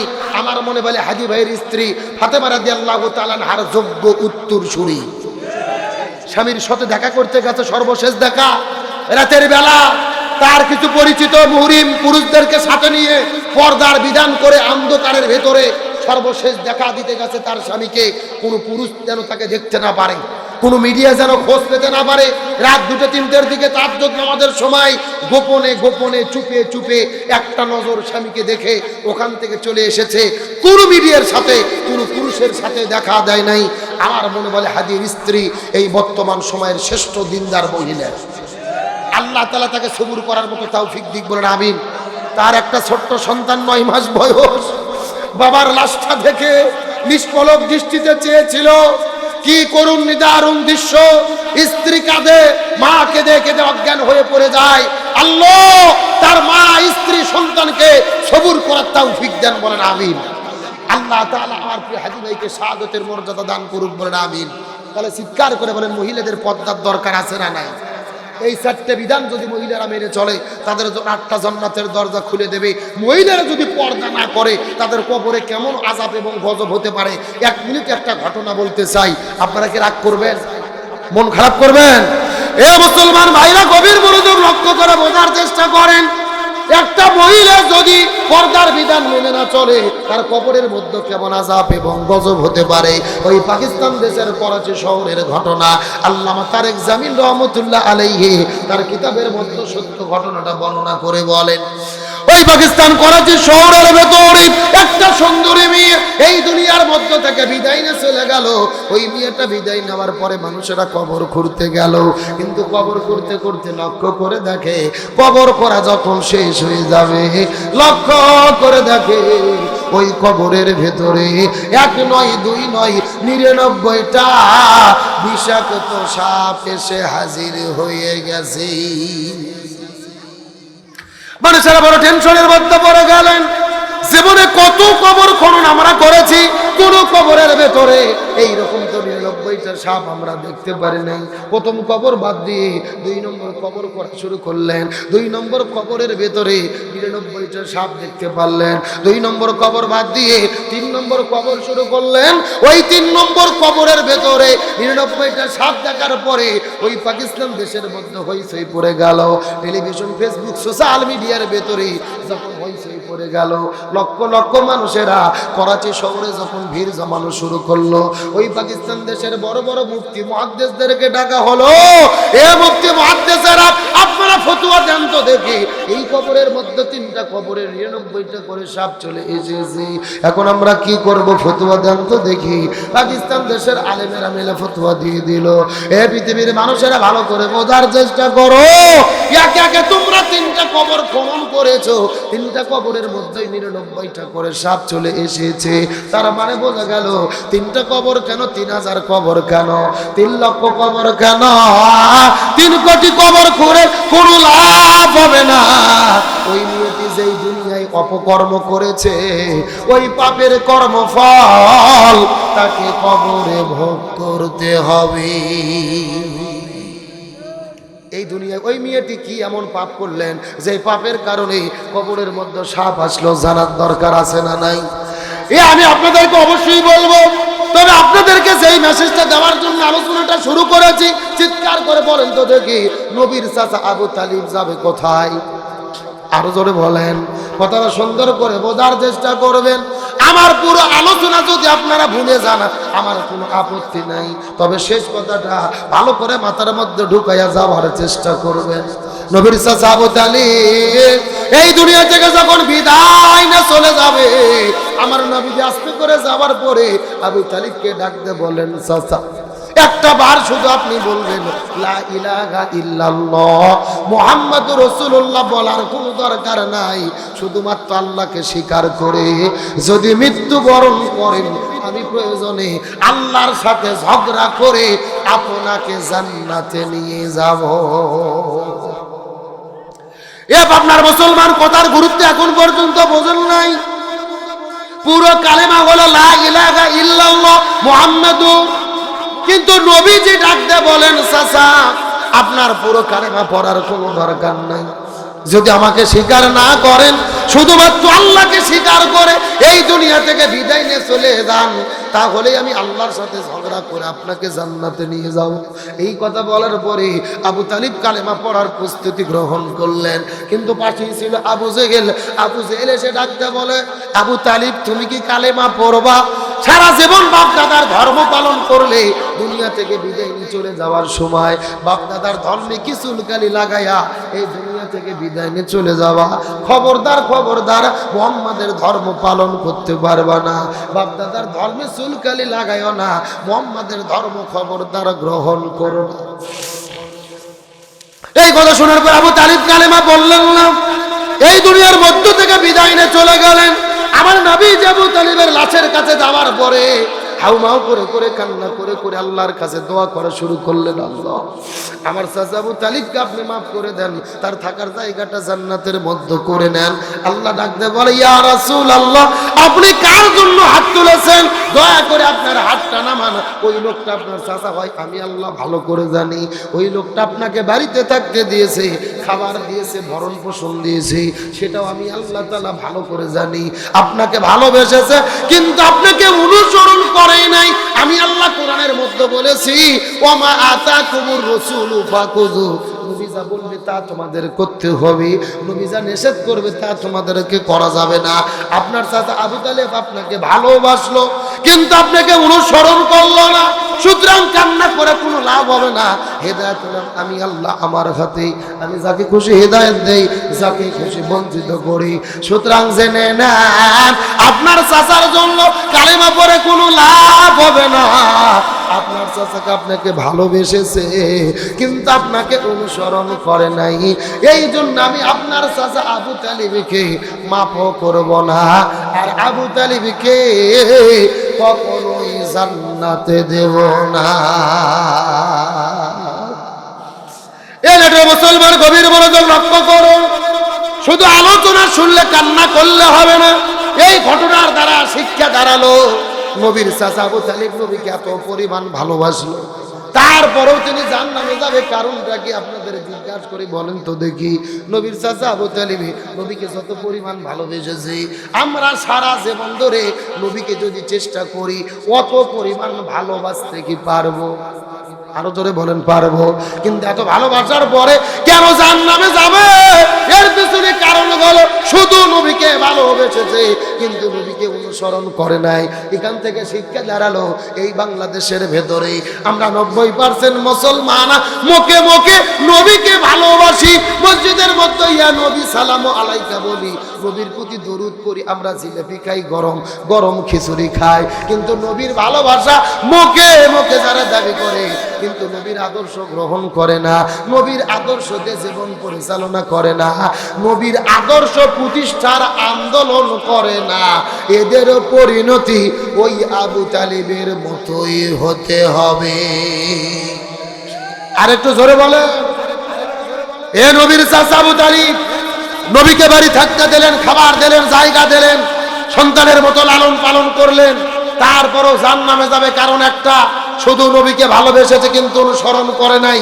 এখান থেকে বোঝা গেল এই বাংলাদেশে আমরা 90% মুসলমান যারা মুখে মুখে নবীকে ভালোবাসি কিন্তু নবীর আদর্শে জীবন চালাই না, নবীর আদর্শ বাস্তবায়নের আন্দোলন করি না, এদেরও পরিণতি আবু তালিবের মতোই হতে হবে। সুতরাং আজকের আলোচনা থেকে সিদ্ধান্ত গ্রহণ করব, ব্যক্তি, পরিবার, সমাজ, রাষ্ট্র, রান্নাঘর থেকে শুরু করে সংসদ ভবন পর্যন্ত, রাজনীতি, অর্থনীতি, সমাজনীতি, সংস্কৃতি, জন্ম থেকে শুরু করে মৃত্যু পর্যন্ত প্রতিটি জায়গায় নবীর আদর্শ মেনে জীবন চালাতে কারা কারা রাজি? দুটি হাত আল্লাহকে তুলে দেখায়।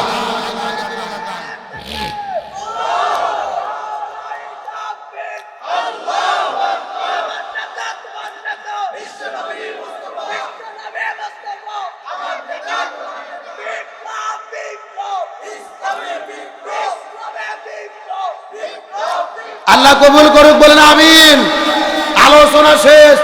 আজকের আলোচনার সারমর্ম, যেই নবীর আদর্শ দিয়ে মসজিদ চলবে ওই নবীর আদর্শ দিয়ে সংসদ ভবন চালাতে হবে, যেই নবীর আদর্শ দিয়ে মাদ্রাসা চলবে ওই নবীর আদর্শ দিয়ে ওই সুপ্রিম কোর্টে বিচার করতে হবে। যতদিন পর্যন্ত কোরআন সুন্নাহর বিধান মেনে না নেব ততদিন আমরা শান্তি পাবো। তাহলে বলেন কবরে সাপ আসছে কয়টা, কেন আসলো, আর 1 মিনিট কি বলবো, কথা বলেন বলবো। আমার বন্ধুগণ মুসলমান ভাইরা গভীর মনোযোগ লক্ষ্য করুন। তাহলে হুজুরগুলো ফতোয়া দিয়ে দিল, কি শেষ করে দেবো? হ্যাঁ শেষ করবো, এই 2 মিনিট বলে। গভীর মনোযোগ বোঝার চেষ্টা করেন। তাহলে হুজুরগুলো ফতোয়া দিয়ে দিল কবরের মধ্যে 99টা সাপ, ওই সাপের মধ্যেই মেয়েটিকে দাফন করে দিতে। এই কথা শোনার পরে সবাই মিলে মেয়েটিকে ওই সাপের মধ্যে যখন লাশটা ফেলে দিল, কোনো বা সাপ মেয়েটির মুখের মধ্যে কামড় দেয়, কেউ বা হাতের মধ্যে কামড় দেয়, কেউ বা পায়ের মধ্যে কামড় দেয়। এই দৃশ্য দেখার পরে মানুষ ভয়ে পালিয়ে যাওয়া শুরু করলো। কিন্তু হুজুরগুলো ডেকে ডেকে বলে, এখান থেকে পালিয়ে গেলে আরো বিপদ হবে, বরং কবরটাকে পুড়ে দিয়ে চলে যেতে হবে। ওই কবরে ঢিল মারা শুরু করলেন, মাটি মারা শুরু করলেন। ওই ঢিল আর মাটি দিয়ে কবরটা পুড়িয়ে দেওয়ার পরে লক্ষ্য করে দেখতে পারে কবর ছেড়ে সবাই ভয়ে পালিয়ে গেছে। কিন্তু একটা বৃদ্ধ চাচা ওই কবরের কাছে দাঁড়িয়ে হাউমাউ করে কান্না করে। ওই চাচার কান্না দেখার পরে এলাকার মানুষেরা জিজ্ঞেস করে বলে, চাচা আপনি কবরের কাছে কেন কান্না করেন, তার কারণ জানতে চাই। চাচা ডাকতে বলে, কান্না করার কারণ হলো এই যে তোমরা কবরের ভেতরে কিছুক্ষণ আগে যেই মেয়েটিকে সাপের মধ্যে ফেলে দিলে, আমি হলাম এই মেয়েটির হতভাগা বাবা। আমার চাইতে বড় কপাল পরা দুনিয়ার মধ্যে কেউ নাই। আমার চোখের সামনে মেয়েটিকে সাপের মধ্যে ফেলে দেওয়া হলো। এই কথা বলার পরে হুজুররা জিজ্ঞেস করে বললেন, চাচা আপনার কাছে বলি, বলেন তো দেখ আপনার মেয়ে দুনিয়ার ভেতরে কেমন পাপ করলো, কেমন অন্যায় করলো, যেই পাপটা করার কারণে এই কবরের মধ্যে সাপ চলে এসেছে। চাচা ডাকতে বলে, পৃথিবীর মানুষেরা মিথ্যা কথা বলবো না, আল্লাহর কসম করে বলি আমার মেয়েটি খুবই ভালো ছিল। 5 ওয়াক্ত নামাজ পড়তো, রমজান মাসে রোজা রাখতো, হজ করতো, যাকাত দিত, জিকির করতো, তাসবিহ পড়তো।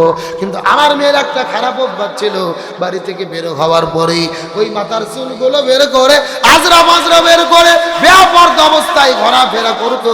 স্কুল কলেজ ভার্সিটিতে যাইতো বেপরদা অবস্থায়, বাজারের মধ্যে যাইতো, মার্কেটে যাইতো বেপরদা অবস্থায়, পর্দার কোনো বিধান মেনে চলতো না। তার মানে বোঝা গেল এ নাটুর বন পাড়ার মুসলমান ওই মেয়েটির সবই ভালো ছিল, কিন্তু পর্দার বিধান মেনে চলতো। এখন আপনারা জিজ্ঞাসা করে বলেন তো দেখি, শুধু পর্দার বিধান মেনে না চলার কারণে ওই মেয়েটির কবরে যদি আযাব এবং গজব হয়, এই নাটুর বনপাড়ার ভেতরে যেই মেয়েটি পর্দার বিধান মেনে চলবে না, এদেরও কবরের ভেতরে আযাব হওয়ার সম্ভাবনা আছে না নাই? এই জন্য মা বোনদেরকে ডেকে বলি, এ মা বোনেরা, 4টা মূলের কথা আপনাদের জন্য বলেছি। 1 নম্বর নামাজ, 2 নম্বর রোজা, 3 নম্বর স্বামীর খেদমত, 4 নম্বর পর্দা। এই 4টা আমল আপনারা করবেন, আল্লাহ আপনাদের 8টা জান্নাতের দরজা খুলে দেবে। আল্লাহ মহিলাদেরকে 4টা আমল করার তৌফিক দান করুক, বলেন আমিন।